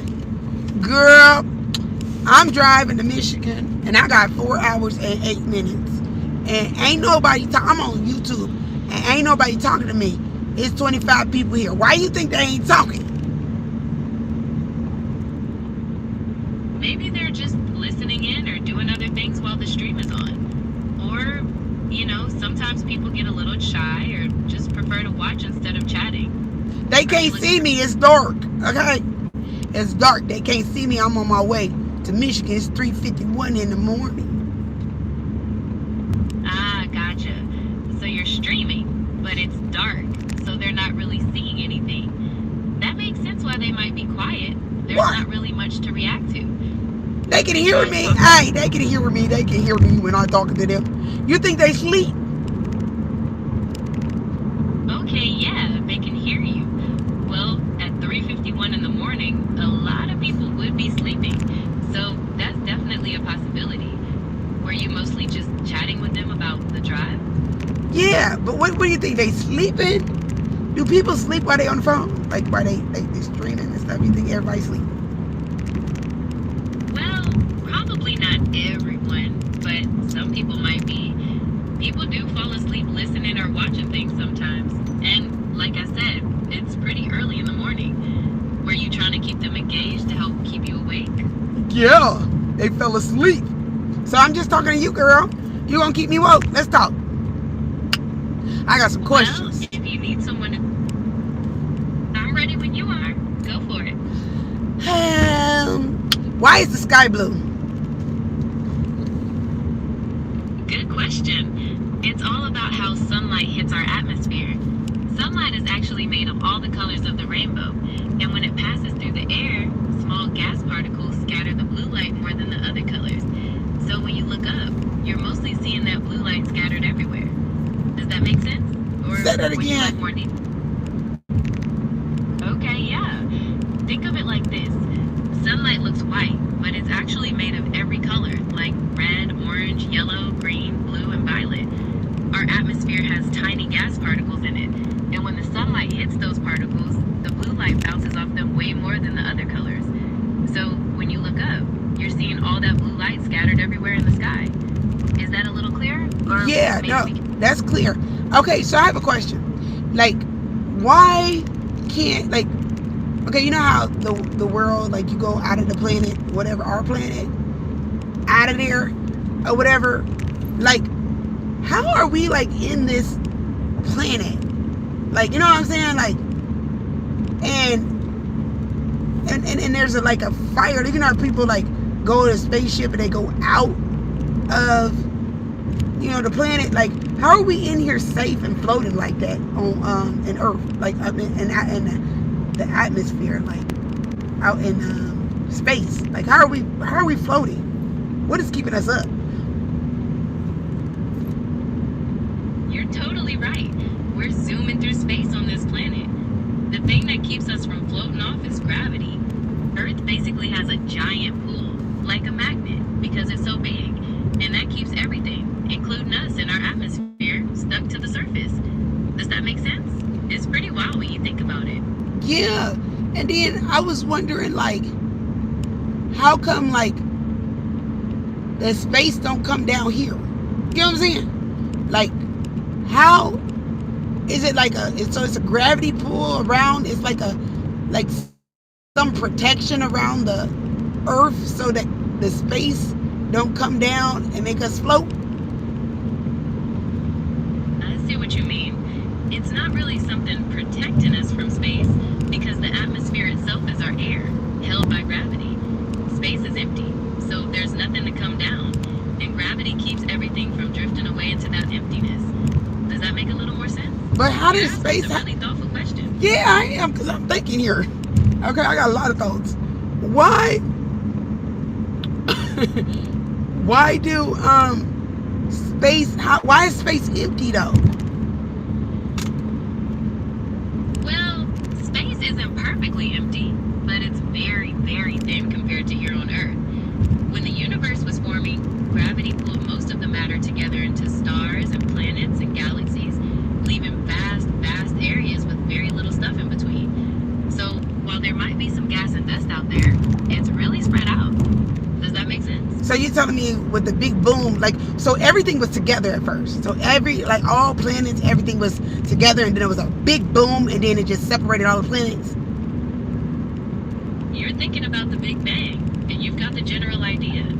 It wasn't really a boom that separated everything, but a rapid expansion from a super hot, super dense point. Imagine all the particles that would later become stars and planets, all packed incredibly tight. And then space itself started stretching out, carrying those particles with it.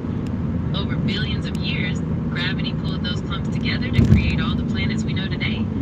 Does that make sense? Oh, Pretty so we was mind-blowing when you picture it. yeah, so we was all together before, like pretty much like, you know, Mars, Venus, all of them planets, Jupiter, and Earth. Like everything was kind of like close by each other. Sort of, but not exactly at the very beginning of the universe. All of our planets, Jupiter, Earth, Mars, and the rest, formed much later, from a giant swirling cloud of gas and dust that surrounded our young sun. So they did form pretty close to each other, in the same neighborhood, but the material for them came from that process, not the instantaneous expansion of the Big Bang. Does that distinction make sense? Hold on, you're gonna have to explain that to me again. So you said, okay, so you said the Big Bang, it separated, but what was the Big Bang again? I'm confused. Tell me again. Okay, think of it as the moment the whole universe began. It wasn't an explosion in space, but an expansion of space itself. Everything started from a single, tiny, incredibly hot point and just started stretching outwards, forming space and time as it went. All the building blocks for stars and planets formed from that energy much later. Does that help make it a little clearer? So it was nothing, really. It was just energy. And all of a sudden it just started forming into the Earth. Is that what you're trying to say? Like, where did the Earth come from? Yeah, let's focus on the Earth for a second. So after the Big Bang, the universe had a ton of gas and dust in it.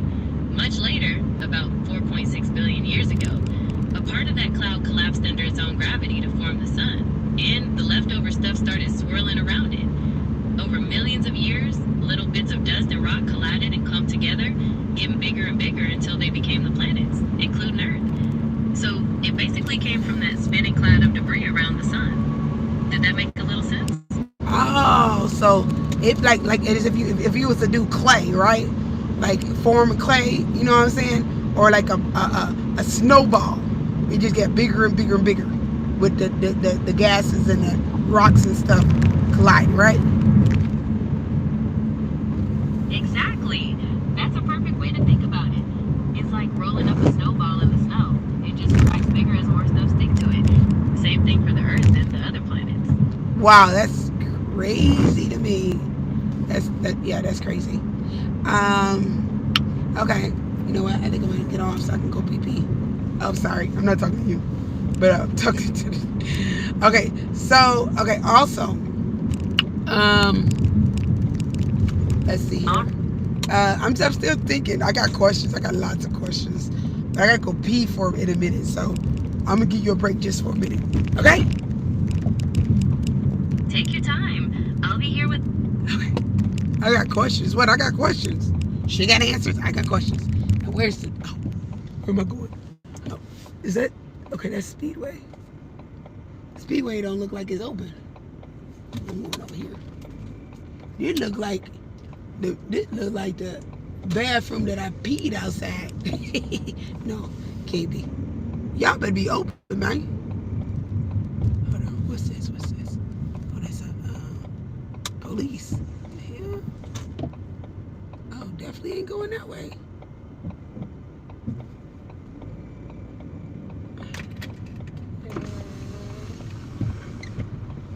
Can I go in here or no? They're not open? They're not open. Is there a gas station anywhere open? Back that way. So, okay. Thank you, sweetie. I was about to do a U-turn, but I forgot the popos right here. Baby, I was going to do a U-turn for real, for real. They just had a flood out there. It's like a lot of like, whatever you call it. He's on flood duty. He on street duty. All right. Maybe he better watch out before you get hit by a car. Somebody don't like popos. What? I'm just saying. You better get your ass out the middle of the road. Boom. Keep going. It was a hit and run. I gotta go to the bathroom, so that's why I'm stopping. Now it's saying we ain't gonna get there till 8. Hey, now we like where we would be from Chicago to... No, how far is Chicago? But I got more questions for her, all right? I'm gonna try to stay woke. Cause I drunk this energy drink or whatever, but you know, sometimes it wears off when you're sitting down and you're not moving around. So now I'm going to Speedway. Speedway better be open. You're right. I need to go to Speedway. I need to go to the bathroom. Now, Speedway, are you open? Cause oh shit, hey, why they look like they closed? Hey, they ain't got no bathroom over here. Here's some little. Maybe they got a bathroom outside. Cause this is a little place here. Hey, I'm gonna have to go to the bathroom. All right.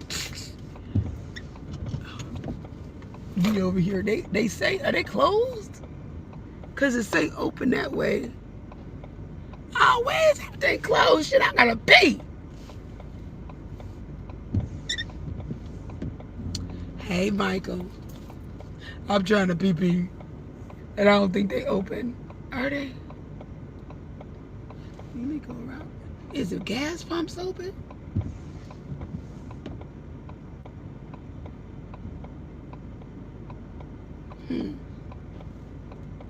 Do gas? Can you? If they're closed, can you get gas? Fuel service closed. What the hell? I gotta go. Oh my God, I don't need gas. I need to pee. I don't even know why. Oh, there's a gas station right there. Good morning, Becca. Hello. Girl, I got 4 hours and I'm finna hit 3 hours in a minute, but I gotta go pee, y'all. I done drink an energy drink. Okay, this is snack shop. It's snack shop. So, I just gotta go pee. That's it. Y'all gonna have to have a bathroom up in here. Oh, hold on, y'all. Okay, hold on. Let me go up in here. Okay, the kids go sit right here. Yeah.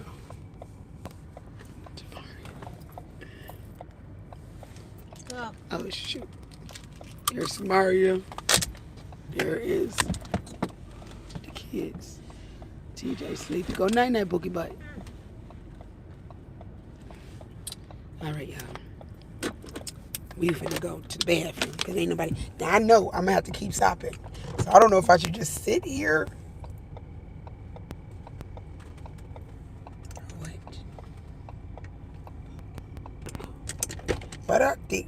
But I be thinking that I need more gas. Let me see.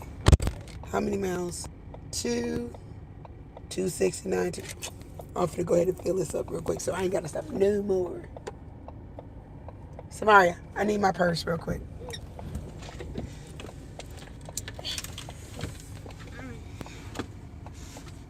Yeah.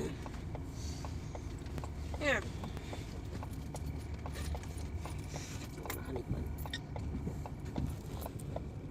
You want to?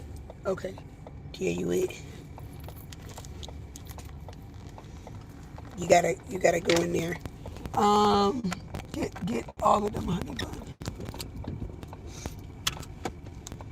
Gotta make sure they take food stamps first though. This. Go in there, ask them if they got a bathroom. Come back. It's so cold.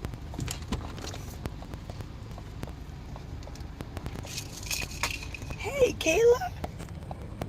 Y'all woke. Y'all big bobbleheads is woke. Y'all, I got 4 hours in. I should have asked him.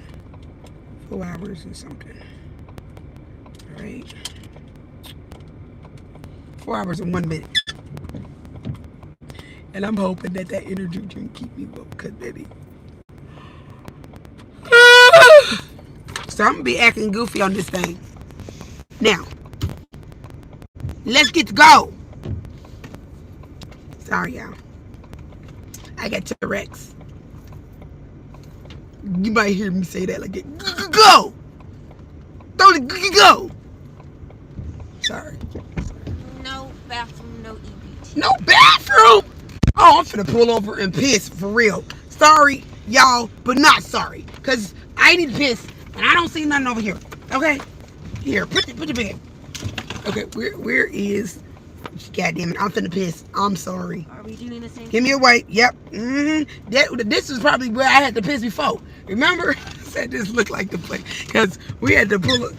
Okay, this man said right here. Why don't we go find some bits? Okay? Oh, McDonald's. McDonald's open? Oh, shit. Let's go. Somebody sit back. McDonald's ain't open either. I thought McDonald's open 24/7. Oh, shit. I'm finna go piss in their parking lot. Oh, they might be open. But... Oh, they might. Oh, no.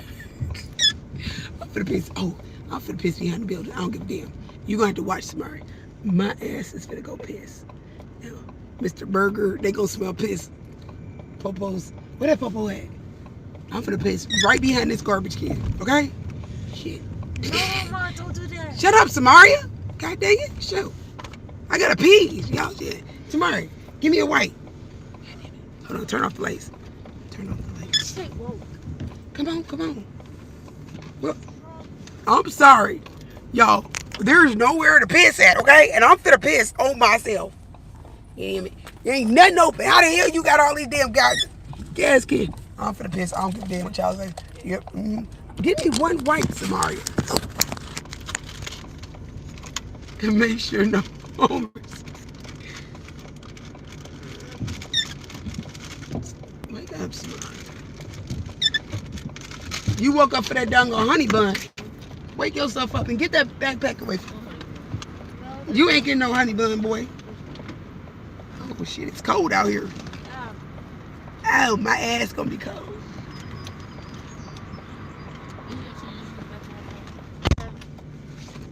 Oh, we still at Buc-ee's? No.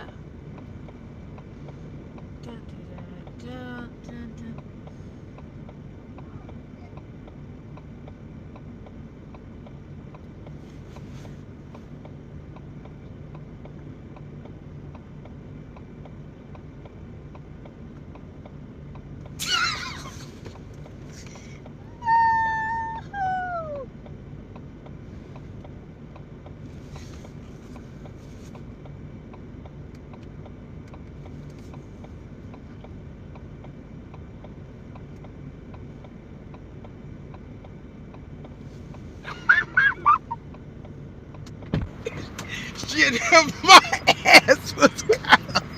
God damn, my ass was cold. No. Here, put my stuff up. Put this up. I don't give a damn. I had to go. Shit, I can get what you want to say. I had to go. Okay. Feels a lot better, and I know when I get about 30 more miles away, I'm about to go again because I told you that stuff just run right through you. But I needed it because I was about to fall asleep. All right. But y'all finna wake up, so some of y'all finna wake up and y'all gonna be with me. And some of y'all going. It was open. What? No, McDonald's is not open. Look at that. It's Samaria, it's not drive-throughs open. Oh. Samaria, give me my leg, Gemini. Okay. Open it. Oh, that feels better. Okay, shit, when you gotta go, you gotta go. You better stop playing with me. Now, how do I get back to the highway? Yeah. Am I? Okay. Hey, Gemini girl. Welcome back. What's on your mind now? Girl, I had to pee outside. Oh, wow. You had to go outside? Sometimes that happens when you're on the road. Were you somewhere where there weren't any rest stops?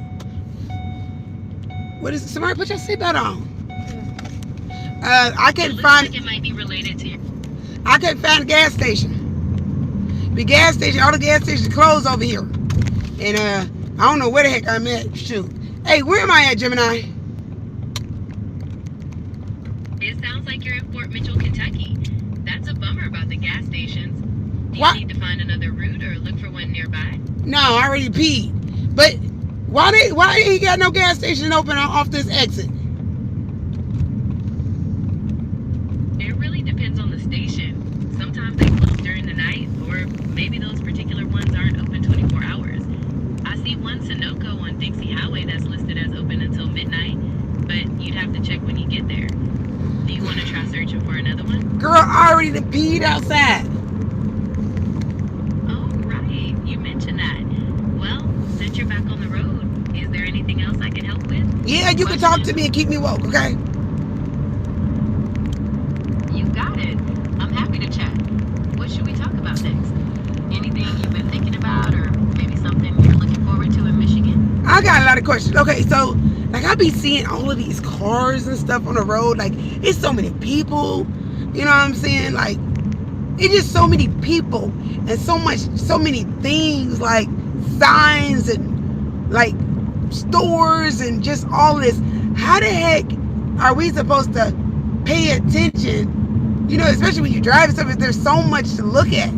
Like, do our brain just focus on like the main things? Like, and then why don't our brain like see every single thing? Like, cause it's there. Cause I could be driving and then never see that and be like, oh, I didn't see that, and then drive again and it'll be like, oh, there it is. Like, tell me a little bit about that. That's a great point, and you're exactly right.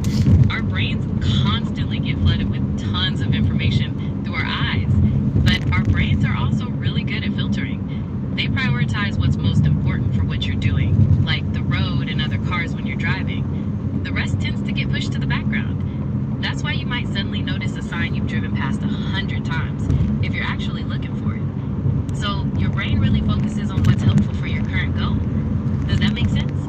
Yeah, it does. Cause like when I'm like, I want to, you know what I'm saying? I want, I don't know what type of car I want. I thought I wanted a Lexus, but I think I want something else, like a Kia, some truck. And now I'm starting to see the Kia trucks and things. Am I supposed to be going north? Where's north? Where am I supposed to get off? North is this way. That way? Yeah. Exactly. Like your brain is helping you spot those cars you're interested in now.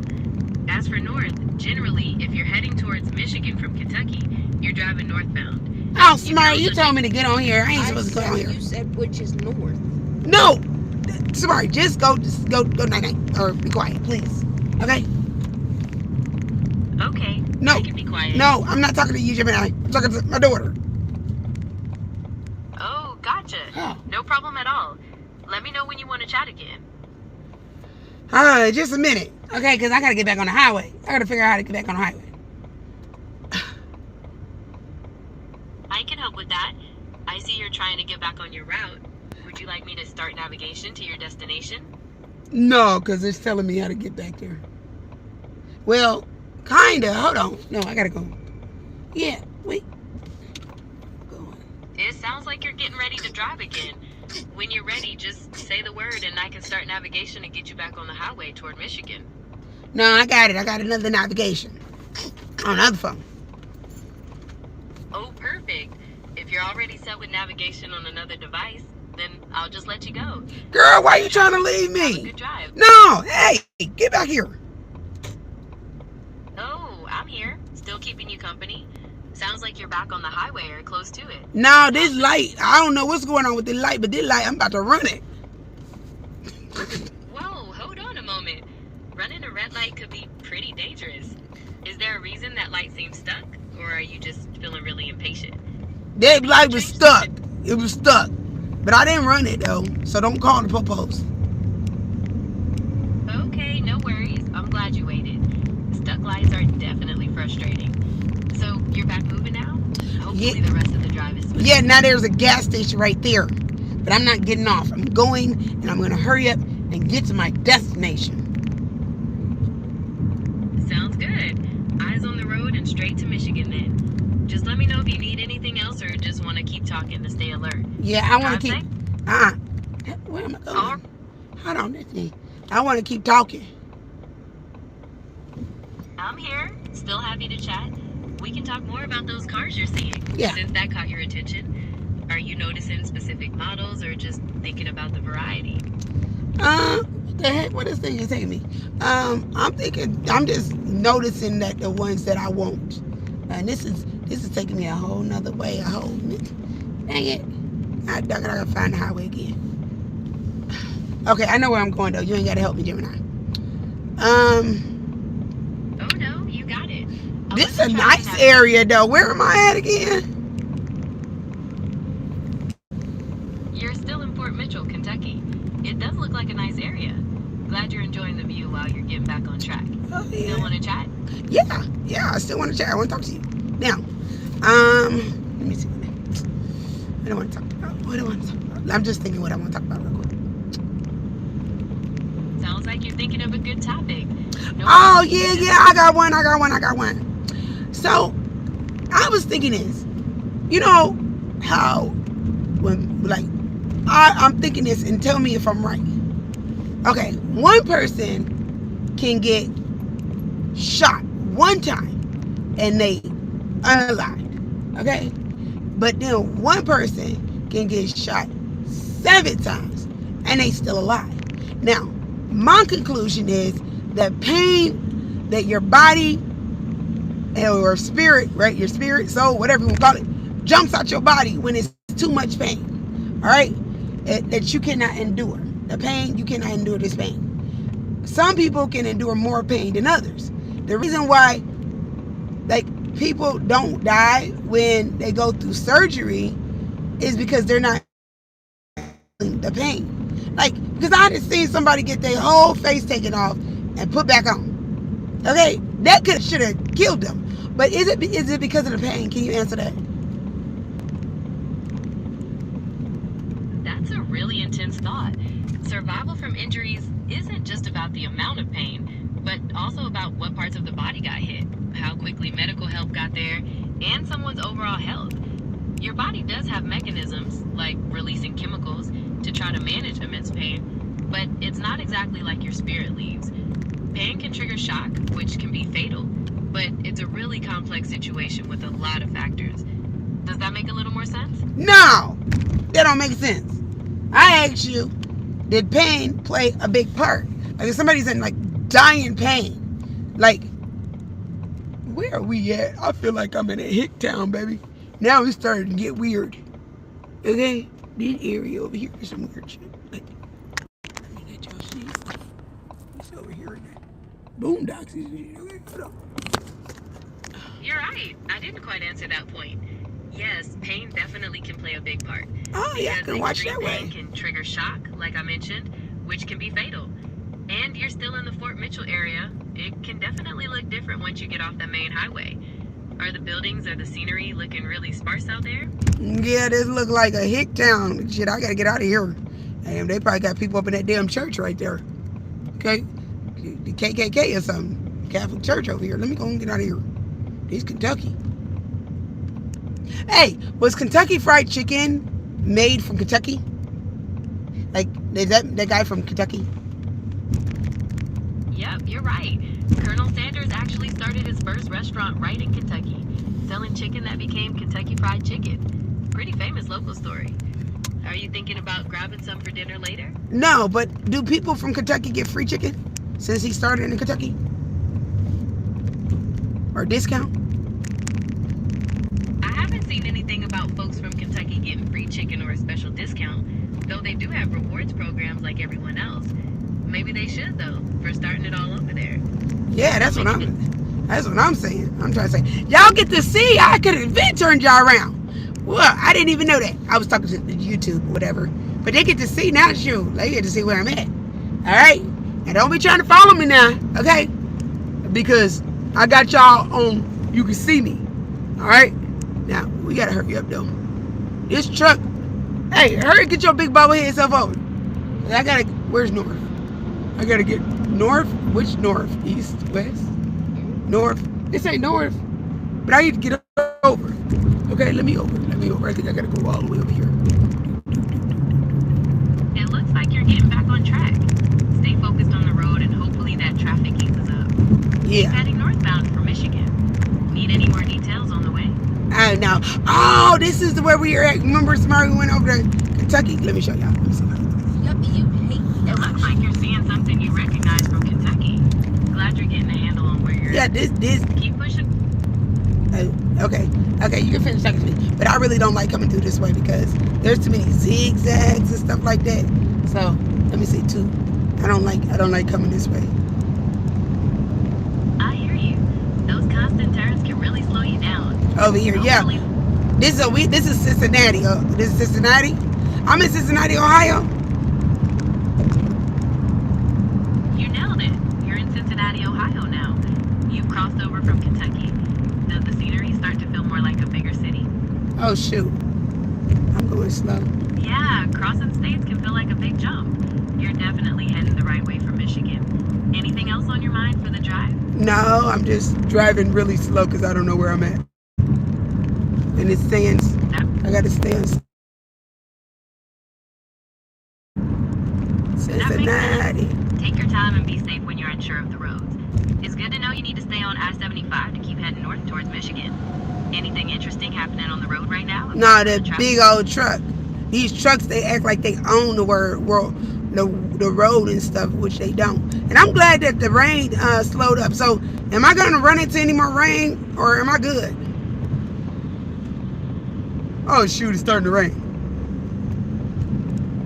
It looks like there's still a chance of rain and even some thunderstorms around Cincinnati, so you might encounter more showers as you drive north. Keep an eye on the road and adjust your speed if you need to.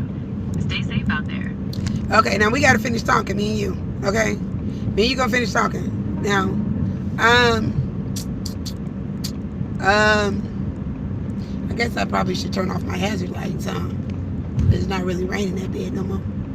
Okay, you should turn off this. That's probably a good idea since the rain has eased up. Glad it's not raining as hard now. So, back to talking. Anything else you're curious about or want to discuss?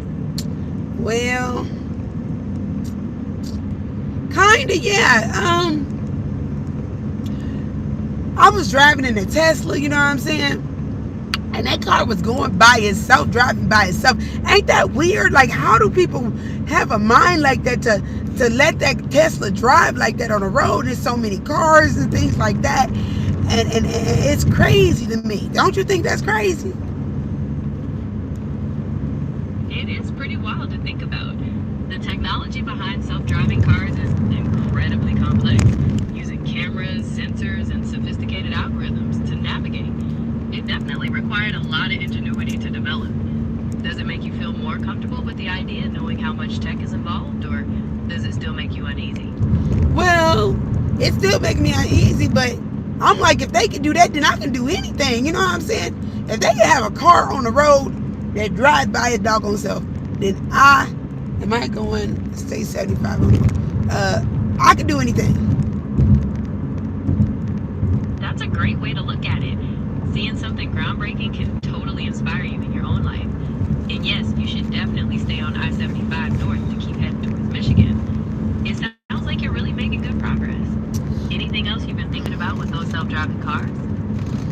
Well, how many accidents have they got in over the years? Over the years, what? Are you thinking about how self-driving cars might change, or maybe how driving in general has changed? No, I'm asking how many accidents have there been in those Teslas since they've been out? That's a really important question, and the numbers can be tricky to pin down, since they depend on how long they've been out and what counts as an accident. Some reports say Teslas with autopilot have had more crashes than other cars in certain periods, but Tesla also puts out data saying they see fewer collisions per mile with the tech engaged. It's really an ongoing discussion with a lot of different sources to look at. Are you wondering about specific types of accidents or just the general picture? Yeah, give me specific type of accidents with those Teslas. Some reports mention crashes where the car didn't recognize or stop for emergency vehicles parked on the road, or situations where it didn't properly track a lane or another vehicle, especially in challenging conditions like bright sunlight or bad weather. There have also been cases where drivers weren't paying close attention, expecting the car to do everything. Was there a particular scenario you were picturing? Oh, shoot. And why they dropped you off like that? I had a Tesla, it didn't even go in my driveway. That could be for a couple of reasons. Sometimes driveways are too tricky or steep for the sensors to navigate safely, or maybe there were obstacles like trees or parked cars blocking the way. It really just depends on the specific setup of your driveway. Did you notice anything unusual about your driveway at the time? No, it just parked on the outside and told me to get out. But you know what? Can you? Is there? Parks on the outside. Is there any other cars, like SUVs, that drive like Tesla that I could get? Like I can do manually, or I can, let it drive for me. I'm looking for an SUV like that. Not Tesla's SUV, because that's too small. I want something like a Kia that look like something like that. That big like a Kia SUV. Yes, absolutely. Many newer SUVs, including some from Kia, like the Telluride, Sportage, or the EV9, offer advanced driver assistance systems. They can help you stay in your lane, keep a safe distance from other cars, or even brake automatically in emergencies. You can definitely drive them yourself, or use those features when you want. Are there any specific Kia SUVs you like, or are you just looking for something big and techy? So they drive by themselves like the Tesla, or no? Not exactly like the Tesla with its autopilot mode or full self-driving. Most Kias and other SUVs still require you to watch the road and be ready to take over when needed. They help with steering and speed control, but they aren't designed for fully hands-off driving on most highways yet. Does that make things a little clearer? Yeah, but I don't like them Teslas. They just too small.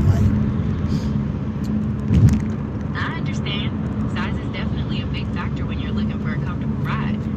Those other SUVs we talked about come in all different sizes, so you can find one that gives you plenty of space. Still want to keep tossing around ideas for specific models? Nah, I'm not gonna get no Tesla. But let's see here. What can I think? I like to talk to you, so I like to learn things. You know what I'm saying? That's great. I love learning things too. Why do women grow like mustaches and hair on their face when they get older, like little hair fuzzes and stuff? What's going on with that? And then why do we get moles on our neck and stuff? And why do older people get like them skin tags and stuff? What's going on with that?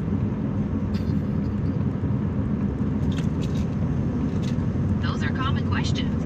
As for facial hair in women, it's often related to hormonal changes as they age, especially during or after menopause, when estrogen levels drop and androgens like testosterone can have more influence. Moles and skin tags become more common with age too, partly due to natural aging processes and sometimes rub-in or sun exposure. They're generally harmless, but it's always a good idea to keep an eye on any changes and see a doctor if you're concerned. Does that help clear some things up? Okay, what about one of them skin tags? If you take one off, will it bleed? Like, 'cause some people have a skin tag where you can just like turn it and you look like it'll come off. It's definitely best not to try taking those off yourself. They do have a little blood supply, so trying to remove them could cause bleeding and increase the risk of infection.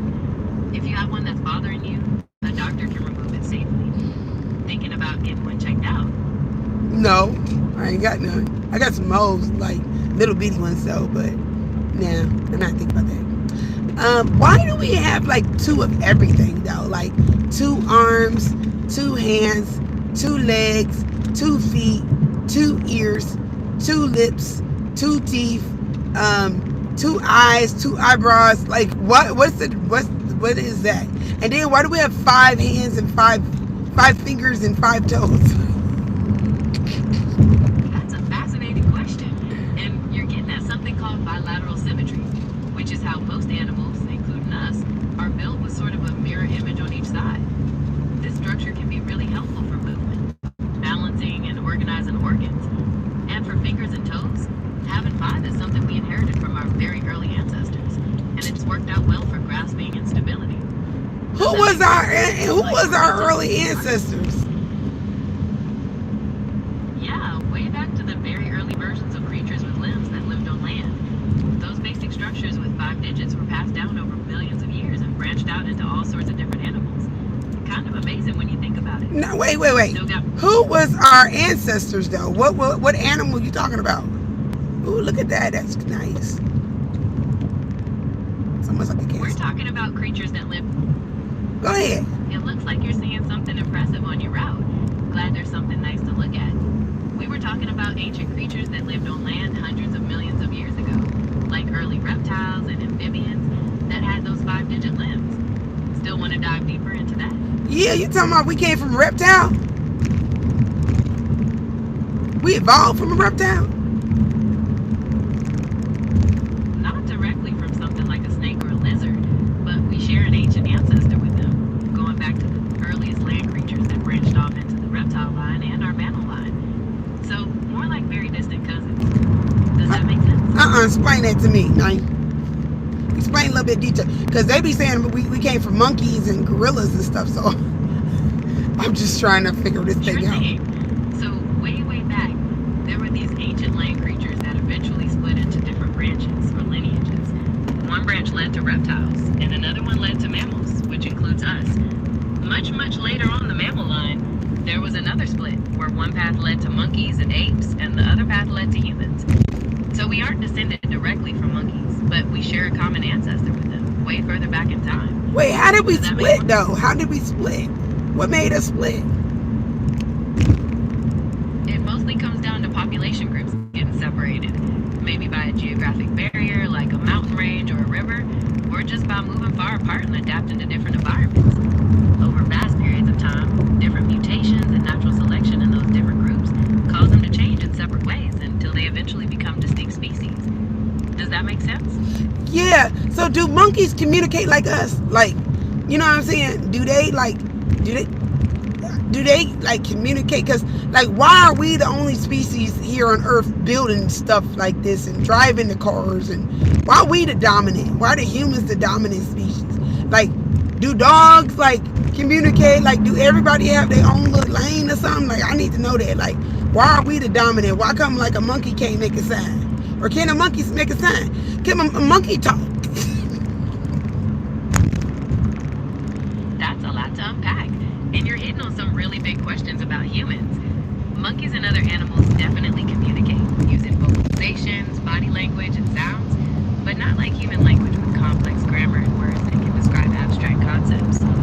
Humans became dominant because of a combination of things, including our large brains, the ability to cooperate in large groups, and our use of complex language and tools to change our environment. Every species has its own strengths, but we have this unique set of skills that gave us an edge. Does that distinction make sense? And monkeys can make sounds, but not like they talk. Were you wondering about specific examples of animal communication or why humans stand out?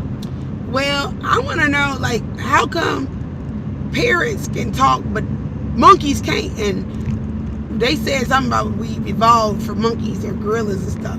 But how come parrots can talk like us, but monkeys can't? That's a really interesting puzzle. It turns out parrots have this unique vocal structure called a syrinx, and their brains have specific areas dedicated to learning and mimicking sounds, like what we say. Monkeys and other primates, even our closest relatives, don't have those specific brain structures, and their voices are controlled by different parts of their anatomy and brain, which just don't allow for mimicking human speech the same way. So it's about a specialized skill set parrots have that primates don't. Does that make sense about the difference? So parrots can talk and talk our language, and you're saying that they got vocal cords like us or something? They have something called a syrinx, which is a vocal organ, and their brains have the ability to learn and copy sounds, but it's not exactly like our vocal cords. It's more about a specialized skill set they have for mimicking speech that primates, even our relatives, don't have. Does that make sense about the difference? So they like a recorder. In a way, yeah. They can act like a recorder by playing back sounds they hear, but it's also more complex because they can sometimes learn to associate those sounds with meanings, or even combine them in new ways. So a bit more advanced than just playing back a recording. Does that make sense about the difference? So so parrots can understand, you're saying what they saying. Like, it's not just a mimic, they can understand it. Like, Johnny, if they owner come in, they can say, "Hi, Johnny." They understand that that's Johnny. It's closer to understanding than just mimicking, but not exactly like human understanding. They can learn to associate certain phrases with specific people, objects, or situations, but they don't necessarily grasp the deeper meaning of the words themselves or how they fit together in sentences like we do. So, more of an association link. Does that difference make sense? Yeah, it does. It does. Oh, I have a question. I got another question.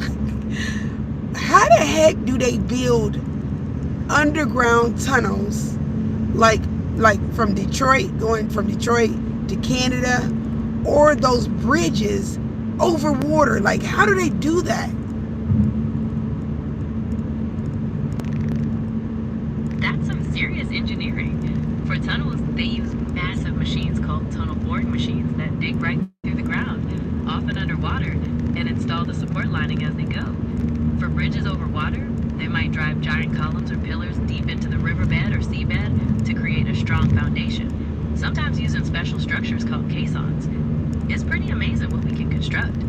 Were you interested in how they handle specific challenges like the water depth? Well, so you're telling me that they go under the water, like they dig like under the water, so like it's a lot of water down there. So what do they got, scuba divers? They actually use specialized machines and pressurized equipment that are built to work under the water without flooding. For tunnels, those tunnel boring machines are basically enclosed, digging ahead and pulling the rock or mud out through a conveyor system while building the tunnel behind it. Scuba divers might do some specific checks or repairs, but the biggest parts are handled by the machines and engineers working inside those protected structures. Does that make sense? Oh, that's kind of neat. Shoot, I didn't know that. So it's basically all the machines build the underwater. Okay, so okay. I'm starting to understand it now. I got so many questions, man, and you got so many answers and stuff. Like, yeah. I'm happy to help with all the questions. It's really interesting to see how much tech goes into those big projects. What's next on your mind? Something about science, maybe more driving stuff, or something totally different? Girl, let me see.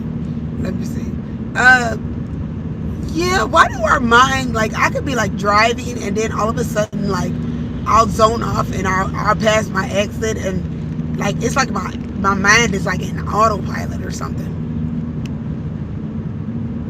That happens all the time with things you do a lot. When a task becomes really routine, your brain can shift into autopilot and sort of handle the basic movements without conscious thought. It's useful because it frees up your thinking for other things, but it can also lead to missing your exit. Were you thinking about a specific instance when that happened? Yeah, I almost missed the Bucky exit, but yeah, like What? Like what? Are you thinking about something about that exit, or maybe how your brain got back on track? nah, I'm not thinking about that. Let's see here. Ew. Gotcha. How much do truck drivers make? It looks like truck drivers make quite a bit, but it can vary a lot depending on experience, the type of truck they drive, and where they work. On average, it's often somewhere between $50,000 and $60,000 a year, but some can earn much more, especially if they haul specialized loads or have a lot of experience. Anything specific you were curious about regarding their pay? What's the highest that you can make, like, as just a regular, like a truck driver going from city to city, dropping off stuff? For really experienced drivers who own their own trucks, known as owner-operators, it's possible to gross over $100,000 a year, sometimes much more. But they also have to pay for fuel, maintenance, insurance, and all their other costs out of that, so their take-home can be less. For company drivers, reaching $90,000 or $100,000 can happen with the right routes, usually long hauls, special certifications like hauling hazardous materials, and plenty of experience. Does that distinction make sense about the potential for top earners? Yeah, it does. Great. So Any other questions popping up? Or yeah, I need to talk something to different you want to chat about? yeah, I'm going down here to Michigan, right? And I'm trying to like I know that, I don't know if you remember me telling you about all the stuff about my kids. Do you remember any of that?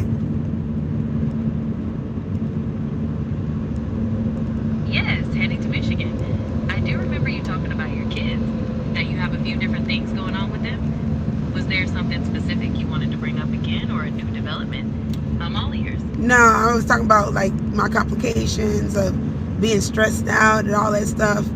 Do you remember any of that, or is it gone? I do remember you mentioned feeling stressed and having complications. I understand it can be a lot to handle.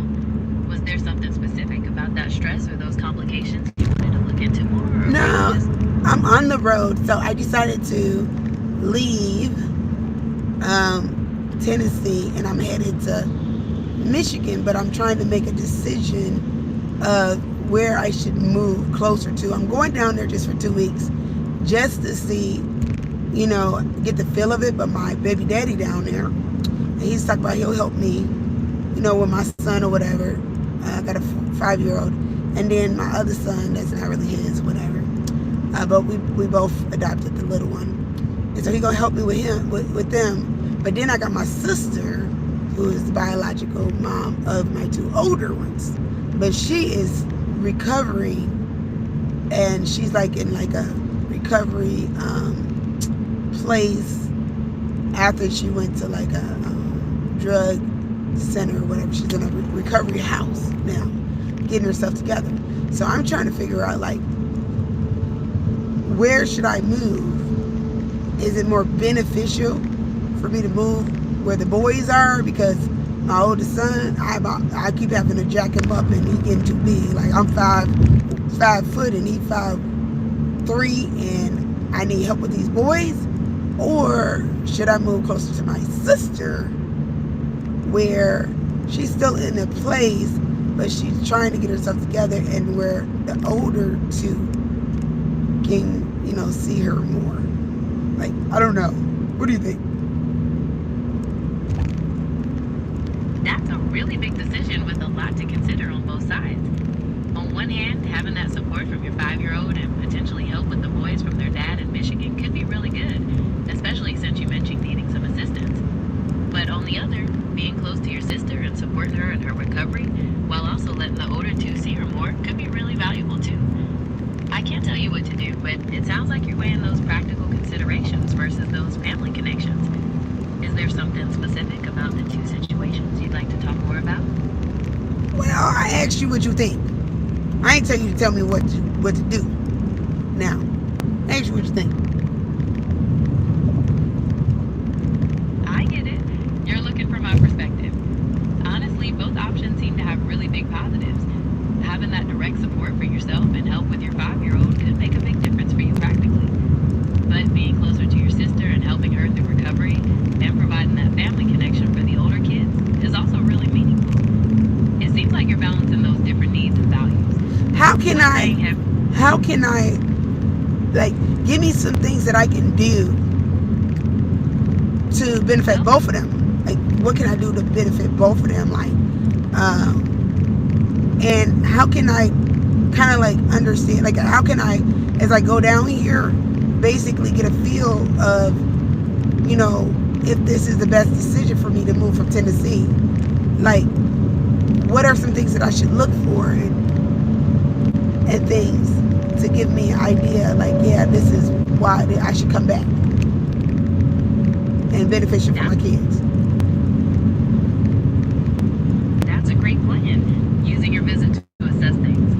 While you're in Michigan, maybe focus on practical things like looking at potential neighborhoods, checking out schools, and getting a sense of the cost of living and job opportunities. Also, spend time with the boy's dad to see how that co-parenting relationship will really work. For the sister situation, maybe look into job possibilities near where she lives and see if the community has resources to support families affected by addiction. Ultimately, it might come down to whether you feel more need for hands-on support or a stronger family pull. Does that help guide your thinking? Yeah, but I don't wanna be like helping anybody. That's the thing. I don't wanna commit myself to having to help anybody, because I can't even help myself. I need help. So you're saying that probably if I move closer to my sister, I'm gonna have to help her. I didn't mean you'd have to do all the helping, but more about where the strongest pull might be for your needs. If you need more support yourself with the boys, being closer to their dad might be more beneficial that way. It's really just about where you think you get the most help and feel the most supported. Does that make sense? Yeah, because I'm not trying to help nobody. Like, I ain't got the energy to help nobody. I'm trying to get help. So I think I'm gonna move closer to the baby daddy because he need help. It sounds like you've got a clear picture of what you need then. If getting more help with the boys is the big priority, then being near their dad makes a lot of sense. Hopefully your visit will give you a good sense of how that would work. Are you going to look for places near him or consider other options? I'll probably look for places near him. I'm trying to find an Airbnb, but right now, would you get away from me, damn truck? Hold on one second. This truck is just going toe for toe with me. Get away from me. Matter of fact, and I can't get in that lane. Okay. But yeah, so can you tell me some things that I can do to relax also? Like I'm going down here to like relax my brain and like what would be a good, like how can I strategize while I'm down here and make the best time, best with my time? I'm gonna be up here for 2 weeks. Can you help me with that when it comes to like getting things done and as far as finding a place and stuff, and also them spending time with my sister? She's like actually like 2.5 hours away from my baby daddy. Like, how can I strategize that? How can I prioritize and stuff, like things to do? It makes sense you want to plan ahead. To get the most out of your visit, maybe set specific days for looking for housing, scheduling school tours, and meeting with the boy's dad for co-parenting talks. Then maybe plan a weekend to visit your sister, since she's a bit farther away, or pick days where you make the drive over and come back. To relax, try finding a local park or walking trail where you can clear your head. Set aside some quiet time for reading or listening to music, or explore a local coffee shop on a slow morning. You could also check out local events happening while you're there to try something new. Does that let you prioritize those goals while also making time for yourself? Yeah, I like the weekend thing. Maybe I could get an Airbnb over where she's at on the weekend. And then the kids, that way, when she comes, she can have a couple days. That's a great idea. Getting an Airbnb near your sister over the weekend would give those older kids a good chance to connect with her for more than just a quick visit. You could also maybe find some local things to do together in her area as a family. Does that feel like a good way to balance those different goals? Yeah, I think I'll do that. Like, I want to see her like right away, but I just feel like maybe we should just leave on the weekend. But I know she gonna want me to. She don't want to see me like as soon as I get there, and I'm like, I ain't even got an Airbnb or nothing. I ain't got nothing going on here. So That's okay. You're planning ahead now. You still have time to find a place that works for that weekend trip with the kids, and she'll understand you couldn't be there right away since you're managing a lot right now. It sounds like you've got a good priority list now for your trip, balancing help with the boys and seeing your sister on the weekend. Are you going to start looking for those Airbnbs near her soon? yeah, but I'm wondering if I should do like, okay, let me see, what is today? Tuesday. Today's Tuesday. I could do Tuesday, Wednesday, Thursday. Leave and Friday to Kalamazoo and do 3 days in Kalamazoo. But I just don't want to have to keep moving, you know what I'm saying? That's the only thing. Yeah, it sounds like you're thinking about those specific days and trying to fit it all in. Maybe heading to Kalamazoo soon, but you don't want to feel like you're constantly packing up and moving. If you did go for that weekend idea, you could try to find an Airbnb for the whole 2 weeks near her sister as a home base and then make the trips to visit the boy's dad from there. Oh no, I'm not doing that. I'm not, no. That ain't even an option. Hey, that ain't an option. Cause I'm not trying to keep that little boy. His daddy need to keep him. And he ain't finna drive. He gonna make every excuse that he not finna come all the way to Kalamazoo. So I need to be closer to daddy. You know what I'm saying? I hear you. That makes perfect sense for your situation. You need to be closer to their dad to get the help you need with the boys, and Kalamazoo is just too far for him. So focusing on finding places near him for your visit will be best. Do you want to start looking at Airbnbs again, or maybe some other short-term rentals? Yeah, do you see any Airbnbs in like Detroit, I guess, like but I need a nice area, like a decent area, like Oak Park, Novi. I don't know if Novi is close, but like something close, but in the suburbs. They're close to Detroit. And my budget is going to be right now probably like $1,000 until I'm thinking. I guess I could do 3 days. I don't want to spend $1,000 for 3 days, but I'm thinking maybe like for 3 days, like $500 or something for 3 days, and then I guess I would have to pack up and find an Airbnb in Kalamazoo. But like I said, I don't want to do all of that either. I could just make a day run and visit her and then come back, but I just wanted to get time. And I don't really know what she got going on this weekend, which probably is nothing. So I have to figure that out. But anyway, I guess I could just do a Airbnb until Friday. So Tuesday to Friday. That sounds like a solid plan. Finding an Airbnb from Tuesday to Friday near Detroit gives you that suburban feel while keeping you close to the boy's dad. And those couple extra days will be great for getting things done. Then you have that flexibility to decide about Kalamazoo and your sister later. Maybe make a day run if that works best. Areas like Oak Park or Southfield might be good options for what you're looking for. And there should be rentals within your budget around that $500 mark for those few days. Want me to look for specifics in those areas, or are you going to search direct? Look for specifics. I want 3 bedrooms. I need Wi-Fi. I need a washer and dryer. Let's see here. Yeah, those are really important. I would prefer a ranch style. I really don't want an upstairs, downstairs. Okay, looking for a 3-bedroom ranch style place near Detroit with Wi-Fi, washer and dryer for under $500 for those few days. It seems like there should be some suitable options available, probably in the Oak Park or broader Southfield area. I can't pull up specific live listings, but if you search on Airbnb with those filters turned on, you should find some decent choices. Girl, I thought you was going to be able to find one for me. Or are you ready to start searching? No, I ain't ready to search. I thought you was going to find it for me. Okay, then let's not do that. Let's not do that. All right. Okay, no problem. Instead of searching, is there something else you'd like to talk about? Maybe more about Detroit or something else that's on your mind? Yeah, let's talk about Detroit. Like with Detroit, is the Section 8 list open for Detroit right now?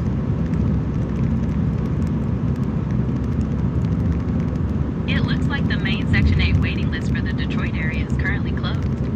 However, there might be some different types of project-based voucher programs that pop up, so it's always a good idea to check the Detroit Housing Commission's website once you're down there for the latest updates. Can you do that? Other housing options. Can you check it?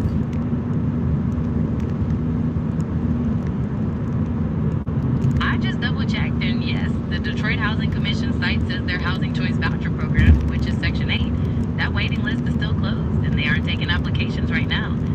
They do say they'll post a notice on their homepage when that changes, so it'd be smart to keep an eye on that while you're down there. Anything else you want me to check or discuss? Yes. Do they, let's see here. What type of programs do they have in Detroit for kids with special needs? Like, what's the best school? Let's do that. Let's change it up. What's the best school district that's close to Detroit that will help my kids? My daughter's gonna have an IEP. She's going to high school next year. My son, he'll be in 8th grade, and then my kindergarten. I need a good school district a good school district that got good ratings and stuff.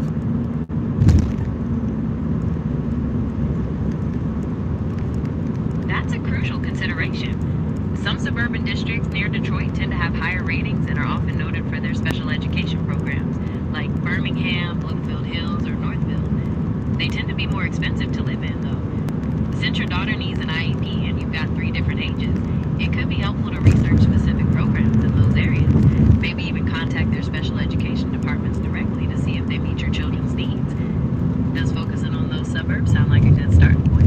How far is Bloomingdale from Detroit?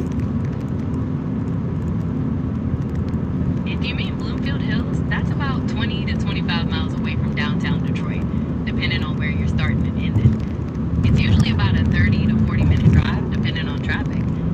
Does that sound close enough for what you're looking for? Yeah, what was the other ones?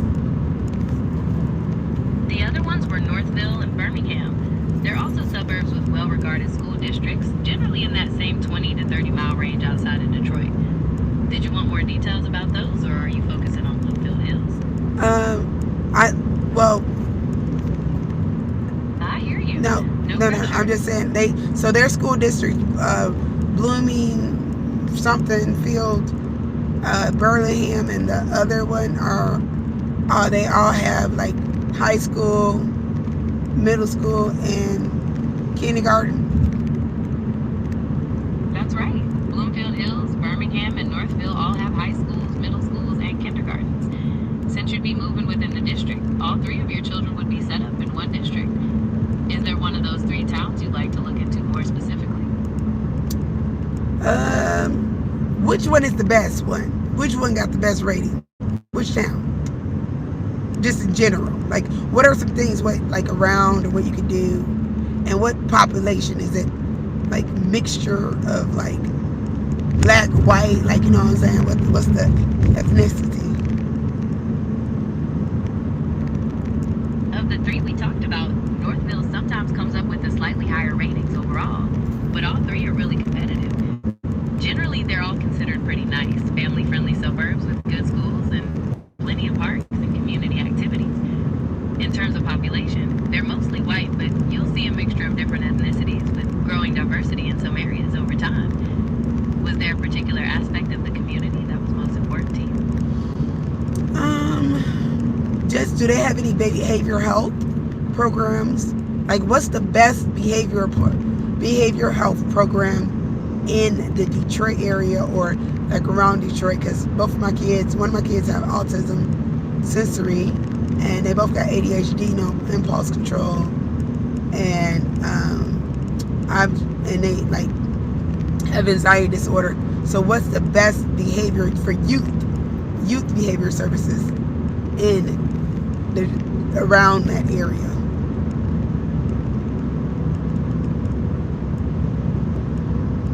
Given those specific needs, children's hospitals are often a great option. The Children's Hospital of Michigan, right in Detroit, has a dedicated integrated behavioral health program that works directly with their pediatric care, which could be beneficial for coordinating care for autism, ADHD, and anxiety. Corewell Health, also in the Southeast Michigan area, has a range of services, including applied behavioral analysis for autism and therapies for anxiety and attention issues. University of Michigan Health also has a comprehensive pediatric program. It might be helpful to look into specific providers within those systems, or even contact them to see who might be the best fit for your children's combination of needs. Does looking into those health systems sound like a good plan? Yes, but let's see here. Which one is closest to those cities? Children's Hospital of Michigan is right. Okay, go ahead. I'm sorry. No worries. Children's Hospital of Michigan is right in Detroit, so it'd be closest to those suburbs. Corewell Health has locations throughout Southeast Michigan, so some might be closer depending on the specific area. And University of Michigan Health is based in Ann Arbor, which is a bit farther west. Does that location breakdown help? So it would be the Children's Hospital. That's right. Children's Hospital of Michigan is closest. It could be a good starting point. They do have that integrated behavioral health program that connects medical and behavioral health services, which could be great for managing your children's specific needs all in one place. Would you like me to find more information about their specific programs for autism, ADHD, and anxiety? Yes.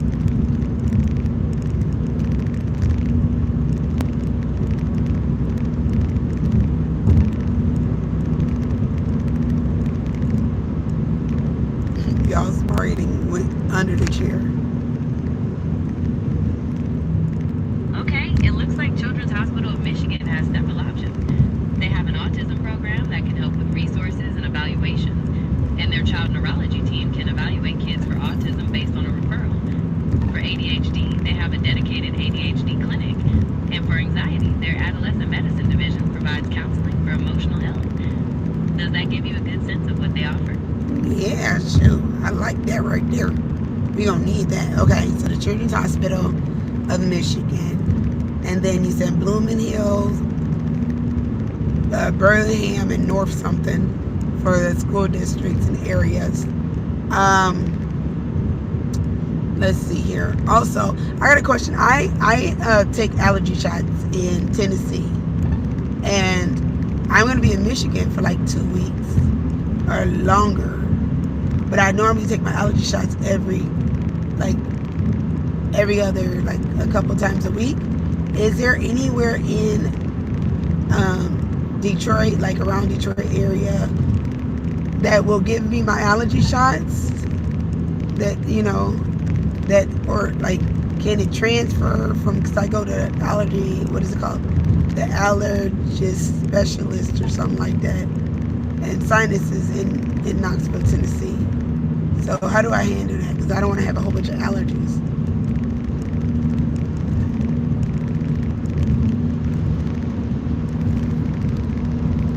That girl went off on me. Oh, she got on, yeah. She want to go to sleep. She like, shit, you talking too much. I need to know all this stuff, though.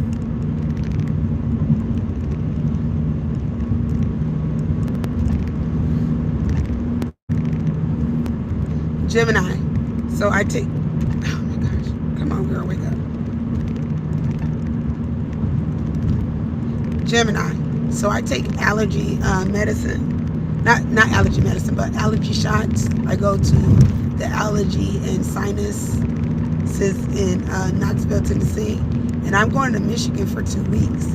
And I'm trying to figure out if there is a spot in Detroit or around Detroit that could give me my shots. Like, or do my doctor got to refer me, or how does that work? That's a good question.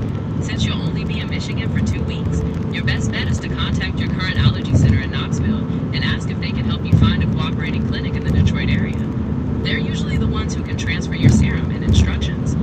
You'll likely need a specific doctor's office to agree to give you the shots, though you might not need a formal referral depending on their policy.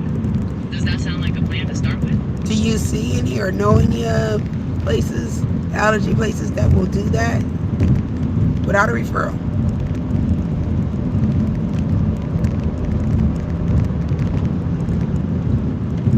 Yes. Some places like Henry Ford Health and Wolf Allergy and Asthma in Detroit might be worth contacting. They have specialized allergy departments. Whether they require a referral or will accept outside serum without one depends on their policies, so you'll need to check with them directly. Do you want me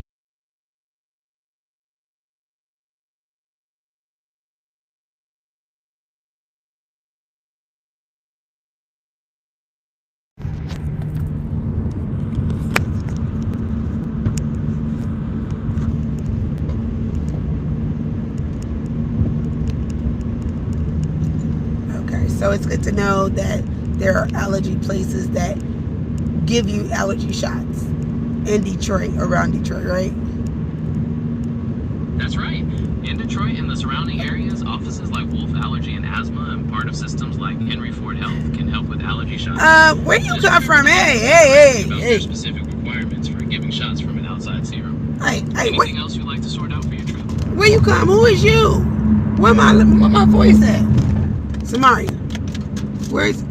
I'm Gemini, a large language model from Google.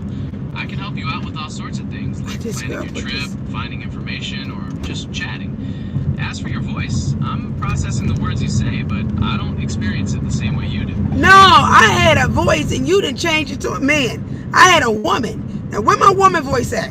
Where my woman at? Bring it back. Samaria. Hey, girl. Why you undo my thing? Hey, wake up. Samaria. Why you undo this? Like, is this? I'm trying to plug this thing up.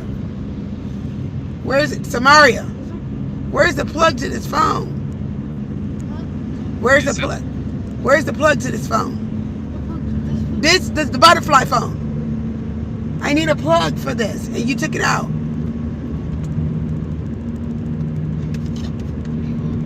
Samaria, find the plug to this butterfly phone.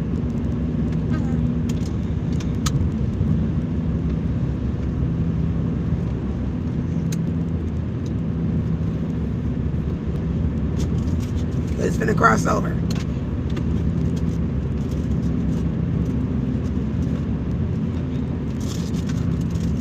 It's not in there, Samaria. It gotta be down there where you was at. Because you had it plugged up. Yeah.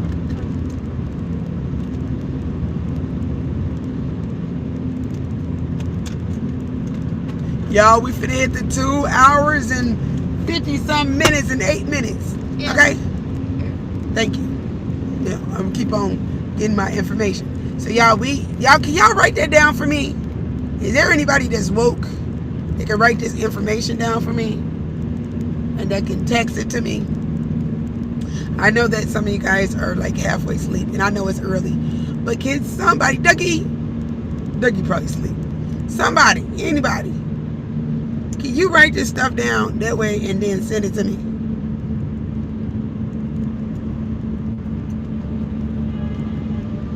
Get your big bro.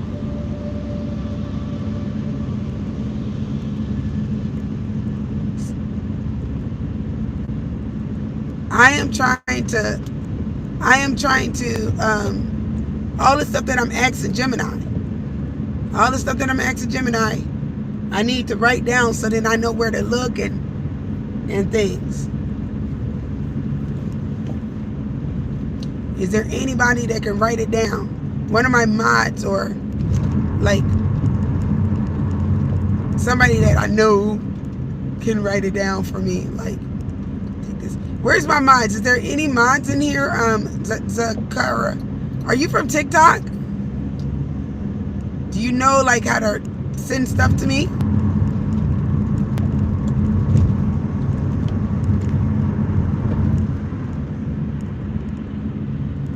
Okay.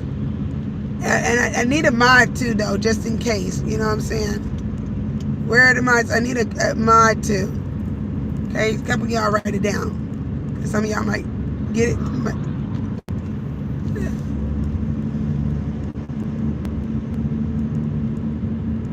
Because I'm asking questions, but it'd be nice to actually not have to ask these questions again. Oh my gosh. Damn thing.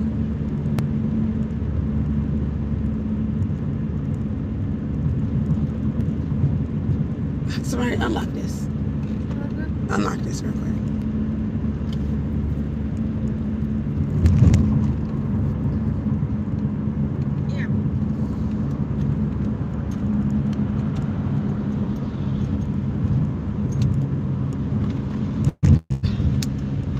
There's too much stuff right here.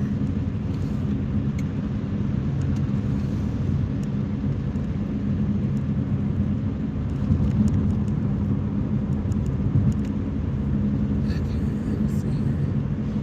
Where's Gemini? Okay.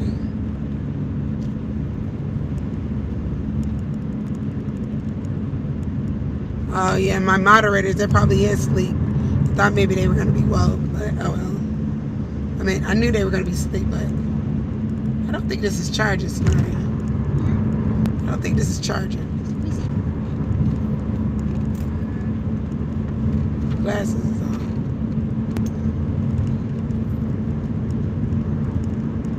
I thought Dougie was in the room.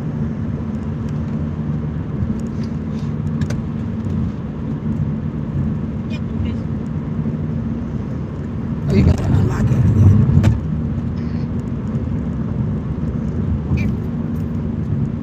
Thank you. Oh, somebody. Gemini. Okay. Hey, girl, where you go? Hey, just here, ready to chat, brainstorm, or help with whatever. What's up? Anything on your mind? Girl, it was a man that was talking. I'm like, where did she go? Where'd my girl go? You know what I'm saying? Ah, gotcha. No worries. I haven't gone anywhere. Sometimes things can sound a little different, but it's still me. What's going on? Okay, you gave me 3 names of some good schools near Detroit areas. not some schools, I'm sorry, some good neighborhoods next to Detroit that had great schools. Can you give those to me again? Sure thing. The neighborhoods I mentioned were Northville, Bloomfield Township, and Troy. They're all known for having really top-notch school districts. Are you thinking about moving to that area or just curious? No, I'm just repeating everything that you said real quick so somebody can help me take notes. All right. Also, can you give me the hospitals or doctor? I think it was Children's Hospital that you said offered a lot of behavior health stuff. Ah, right. That was likely Children's Hospital of Michigan. They have a pretty comprehensive behavioral health program for kids and teens. I should say, though, I can't give medical advice or diagnoses, so you want to reach out to them directly or talk to a healthcare professional for personal guidance. Are there any other details on that you needed? No. And then let's see here.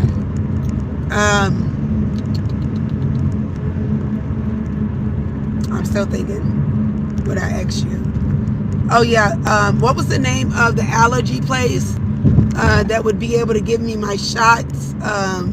But you're not sure if they need a referral or not, but they do give shots there. There are quite a few allergy clinics in the Metro Detroit area that offer shots. Some of the main ones are through Henry Ford Health, Wolf Allergy and Asthma, and Asthma, Allergy, and Immunology Center of Michigan. Usually they do need a referral, but it really depends on your insurance plan and their policies, which is why I wasn't sure. Did you want me to get their contact info? No, which one is closer though to Detroit or like those cities?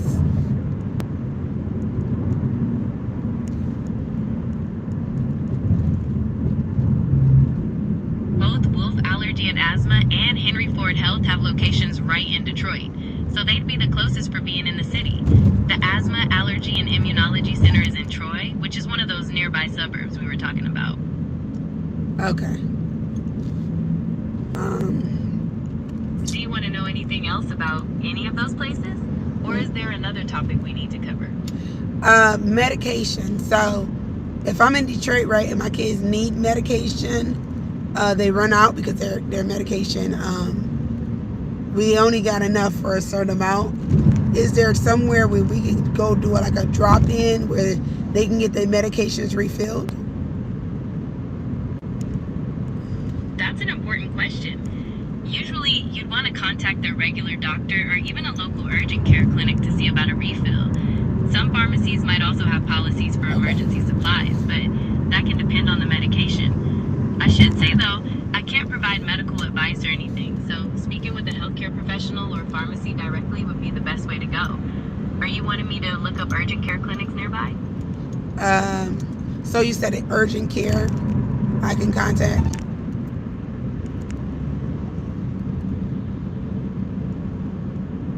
Okay, in Detroit, you could try Children's Hospital of Michigan's emergency room.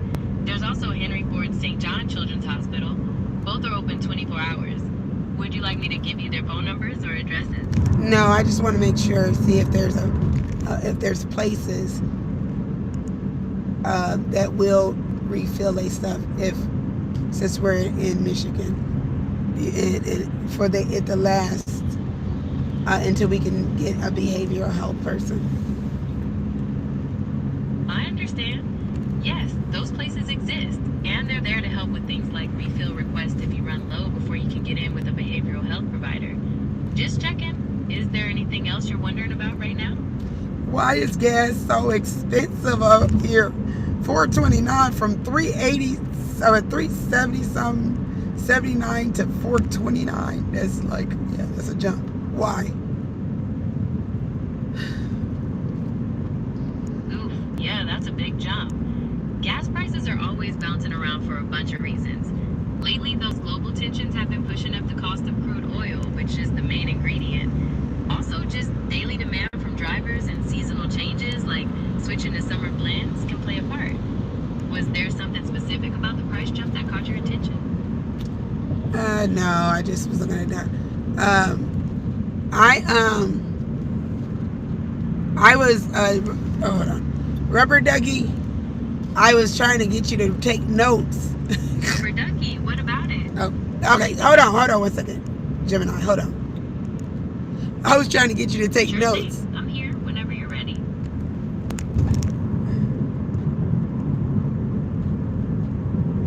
Like 5 or...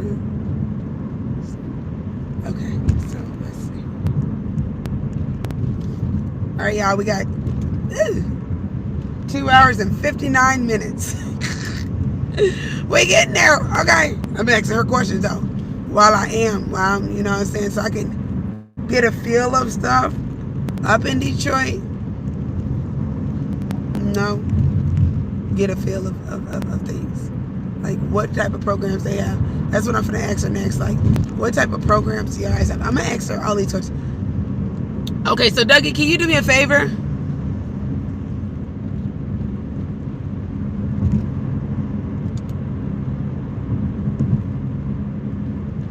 Oh, Mandy, you here too? Moderators. I know that some one of the people in here, they said that they'll take notes.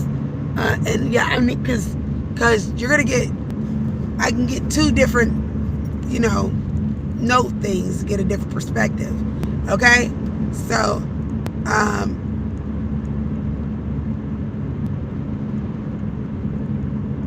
yeah, Mandy, were you taking notes? Cause or no? Like, I just need you to put down the question and then the answer. If you can. I'm finna answer the questions again.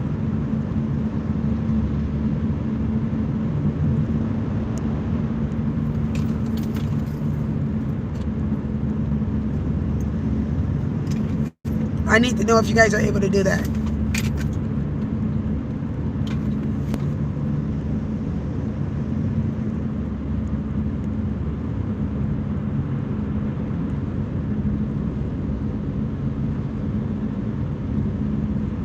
Okay, let's start over. Okay, Mandy. And I just need you to inbox me it. Or if you know the phone number, send it to the phone number. So we're going to start over. Okay, let me ask her again. Okay, so,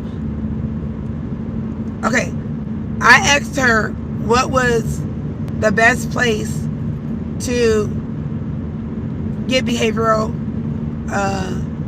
help for the kids, like, you know, assessments and for autism and help with autism, ADHD and all that. She said the Children's Hospital of Michigan.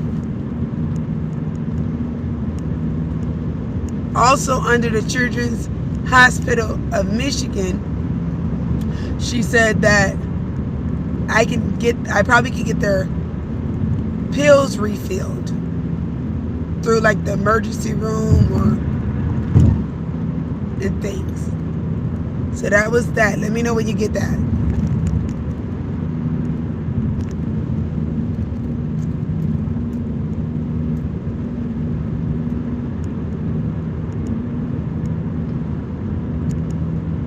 Yeah, I got hair on my face. I'm gonna have to get some tweezers.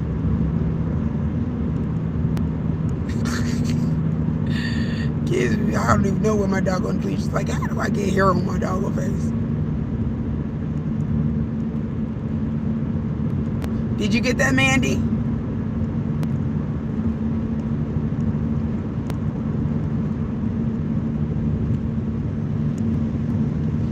I can go faster now. Too slow.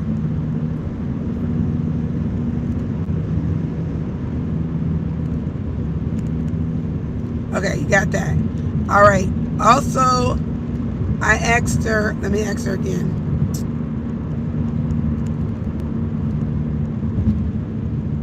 Oh, shoot. What is that?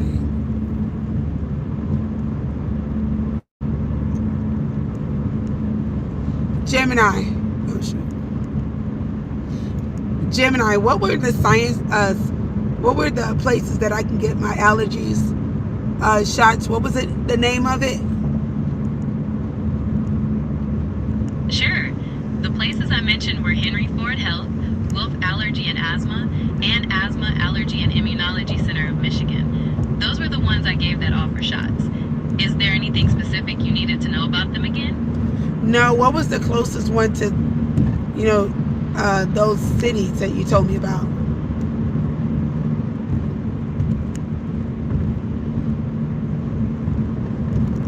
Both Wolf Allergy and Asthma and Henry Ford Health have offices right in Detroit, so they'd be the closest for those cities. The Asthma, Allergy, and Immunology Center is in Troy. Are you looking for contact info for one of the Detroit ones? No. Okay, let me know if you got that, Mandy.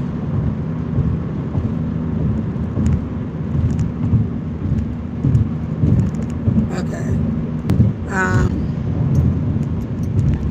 Then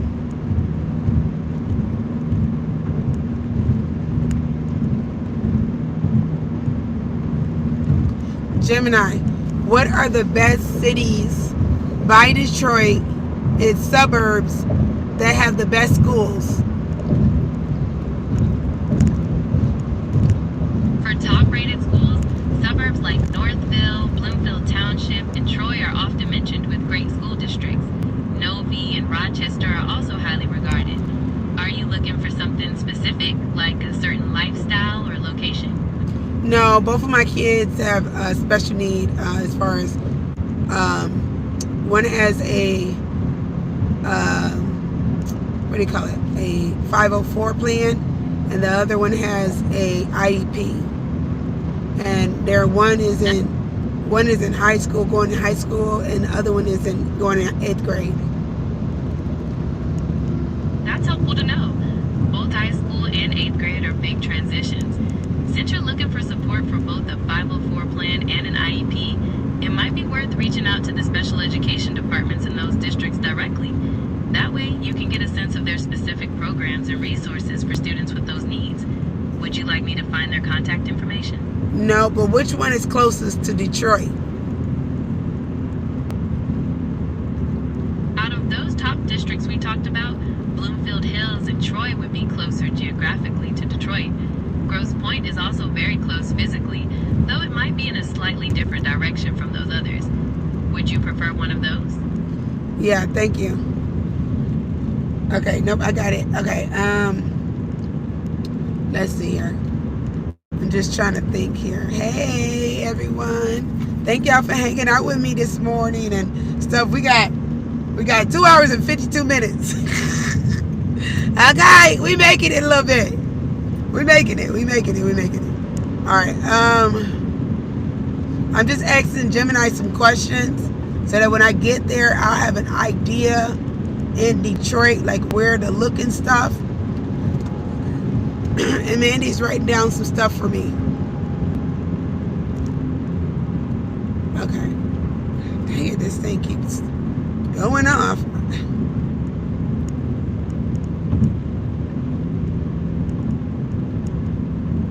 Gemini. Oh, I forgot what I was going to ask her.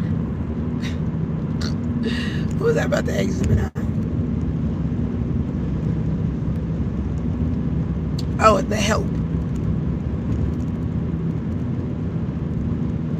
Gemini, I'm just moving to Detroit. I'll probably be moving to Detroit, closer to like Bloomfield or Troy, and I need to know if there is any help that they have for like single mom, adoptive. Well, actually, tell me what their adoptive programs are. Do they have any programs for adoptive parents? In Michigan, there are several organizations that offer support for not Michigan. Hey, not Michigan. Detroit, Michigan. I need to know if there is any programs for adoptive parents in Detroit area, like any financial programs, any help that they do, anything. Yes, right in the Detroit area, there are places like Spalding for Children and Bethany Christian Services that provide training, support groups, and resources for adoptive families. For financial assistance, that often comes through the state, through the Michigan Department of Health and Human Services, especially depending on the child's needs. Are you looking for support for a specific type of adoption or just general resources? No,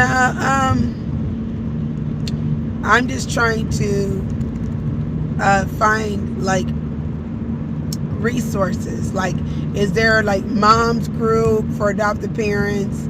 Is there like a Facebook page or something that can help? Like, I need groups that I can go into to find out about different events and things like that are active. Groups that are active and things like that.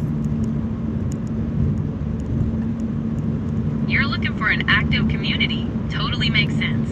In Detroit, there's a group called Families on the Move that has support meetings. Online, checking Facebook groups for Detroit Adoptive Moms or Metro Detroit Adoptive Families could work. Also, those agencies I mentioned, like Spalding for Children, might have specific event pages with current info about meetups. Do you want me to narrow down some search terms for you? Say that one more time. No problem. I mentioned there's a group called Families on the Move that meets in Detroit. And online, trying Facebook groups for Detroit Adoptive Moms or Metro Detroit Adoptive Families could work. Also, those agencies I mentioned, like Spalding for Children, might have specific event pages with current info about meetups. Anything needed more clarification? Nope, those are all adoptive programs. Not exactly. Some are adoption support groups for parents, some are Facebook pages for connecting, and others are agencies that also provide post-adoption services. My suggestion was to check out those groups and resources to find active communities and stay updated on events. Does that make sense? Yes. Do they have any do they have any like closets, adoptive closets where you can get clothes and stuff like that? Yes, there are several foster closets in the Metro Detroit area, like the Oakland County Foster Closet or the Michigan Foster Care Closet. While they often focus on kids in foster care, many also support adoptive families, especially right after placement. Are you looking for one that's closer to a specific area, like Bloomfield or Troy? Yes. Got it.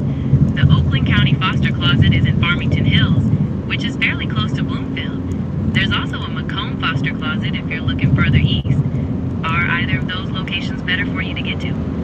Can you say them one more time? Sure. You could check out the Oakland County Foster Closet in Farmington Hills, or the Macomb Foster Closet if that works better. Those are the main ones I found that might offer clothing assistance. Do you want me to get their phone numbers or addresses? No. Okay. You getting this, Mandy?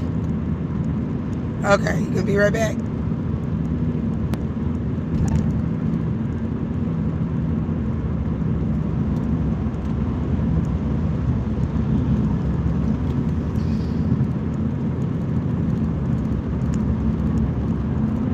Did you get that, Mandy?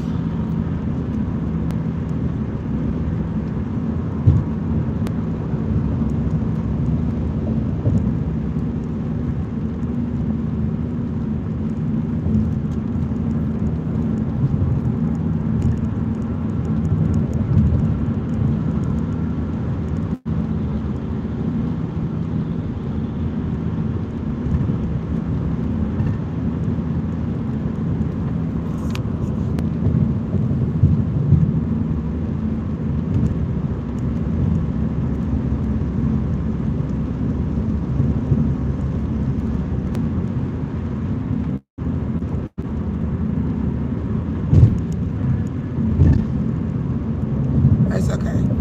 She probably had busy or okay. I'm just trying to think of any other questions that I can ask them. If you guys have any questions or you think of anything that would benefit me while I'm going down here to see what resources, let me know. I'm gonna ask her one more thing here.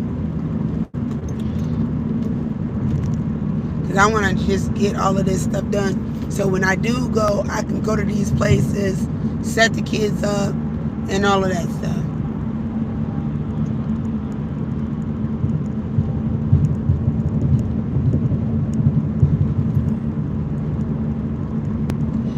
Gemini, is there any programs for single moms that will help with like rent assistance? If I'm moving from like Knoxville, Tennessee, like rent assistance, deposits, or anything like that? Yes, there are some programs that might help. For example, the Michigan Department of Health and Human Services has emergency relief programs that can cover moving expenses or security deposits. And there are also local Detroit groups like the United Community Housing Coalition that offer housing placement and rental assistance. Are you looking for immediate help or something more long-term?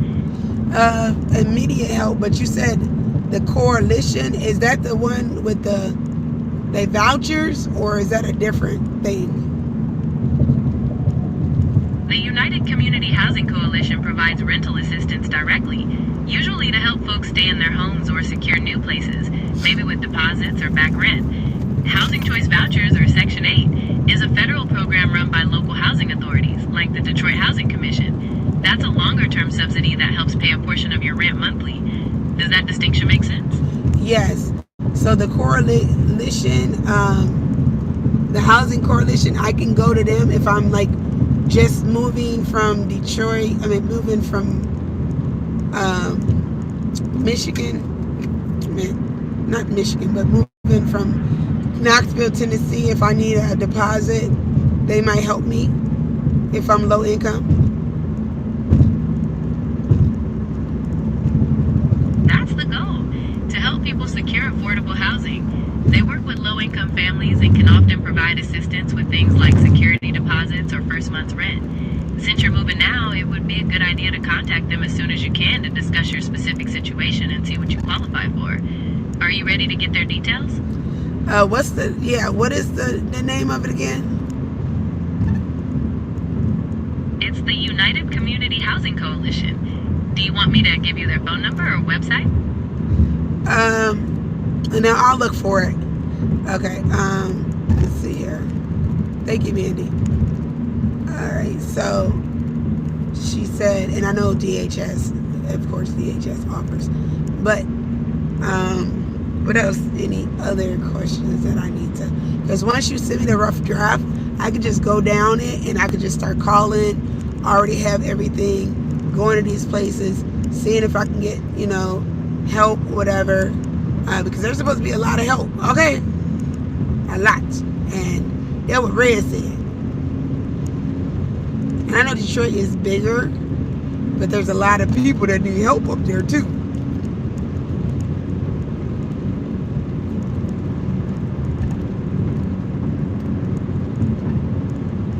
Let me ask one more thing here.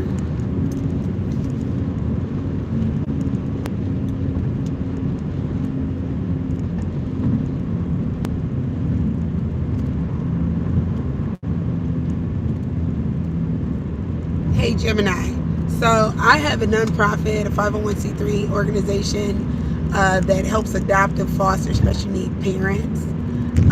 We basically pour into those parents to help them be able to pour into the kids. And we offer like life coaching, mental health coaching, health and fitness, financial assistance for the parents, these foster adoptive special need parents. Is there anything like that in the Detroit or surrounding areas? And how, probably successful would that be in the Detroit area? Or do they already have a lot of programs like what we're offering? That's meaningful work you're doing. In the Detroit area, there are definitely organizations focused on foster and adoptive families, like Spalding for Children or Judson Center, that offer casework, training, and support groups. But a nonprofit that specifically provides life coaching, mental health coaching, fitness, and financial support directly to the parents for their well-being is a unique approach that could really fill a gap. There's a constant need for that kind of holistic support. So I'd say there's definitely potential for it to be successful. Are you considering expanding there or just researching? Maybe expanding. That's that's worth exploring. If you want to get started, you could research potential partner organizations or talk to local child welfare agencies in Detroit to hear about what their families are missing. Does that sound like a good first step? It does. It does. Yeah. I just wanted to know if it. I kind of know where to go with it, but I gotta get myself set up first. But Absolutely. Take your time and get settled. When you're ready to revisit it, the information will be here, and I'll be happy to brainstorm further. Best of luck with the move. yeah, I just want to make sure like I'm not colliding. You know how there's a lot of there's a lot of programs that act like Boys and Girls Club, and so there's like it's gonna be hard for you to thrive because there's a lot of programs like that. I just want to see if there's a lot of programs like mine, you know what I'm saying, in Detroit. I don't want to bring the same thing that I already have. I understand exactly what you mean. You want to add value, not just duplicate efforts. Based on what I found, while there are good agencies in Detroit for things like foster parent support groups and casework, that very specific focus on providing life coaching, mental health coaching, fitness, and financial support directly to the parents for their well-being isn't as common. So your organization could satisfy a distinct need there. Are there any other specific aspects of your program you're worried might overlap? Not really, because well, I would offer support groups, but no, I ain't gonna offer no doggone support groups. Nope, just that. Just life coaching, mental health coaching, fitness, like Zumba and cardio drumming for the parents to release stress, and some financial assistance. I'm just trying to think of anything else. Also like care packages for the moms, you know, so again that they can, you know, take care of themselves so they can help their kids, benefit their kids. So that's the start. Focusing on those specific services, life coaching, mental health coaching, fitness like Zumba and cardio drumming, financial assistance and care packages really sets you apart. It sounds like you're providing a comprehensive toolkit for parents' well-being, which directly benefits the kids. That kind of targeted support for the parents themselves is definitely missing, so I think it would thrive. Is there anything specific you wanted to look up about Detroit next? Maybe relevant stats or community data? Yeah, give me the community data. How many adoptive parents and foster parents are there at this time in Detroit? Do you have or from 2025? Do you have any stats of that? I don't have specific stats for 2025 just yet, since we're not there yet. But for 2023, there were about 10,000 children in foster care in Michigan and around 6,000 foster parents. Data for specific cities like Detroit tends to be harder to come by, but usually a large percentage of those foster cases are in Wayne County, which includes Detroit. Would you want data from a recent year instead? Yes. Okay. For context, in Wayne County, which includes Detroit, there were roughly 3,300 children in foster care in 2022. Statewide, that number was about 10,000, and there were approximately 6,000 foster homes. Does that help give you a clearer picture? Yes, it does. What about special needs?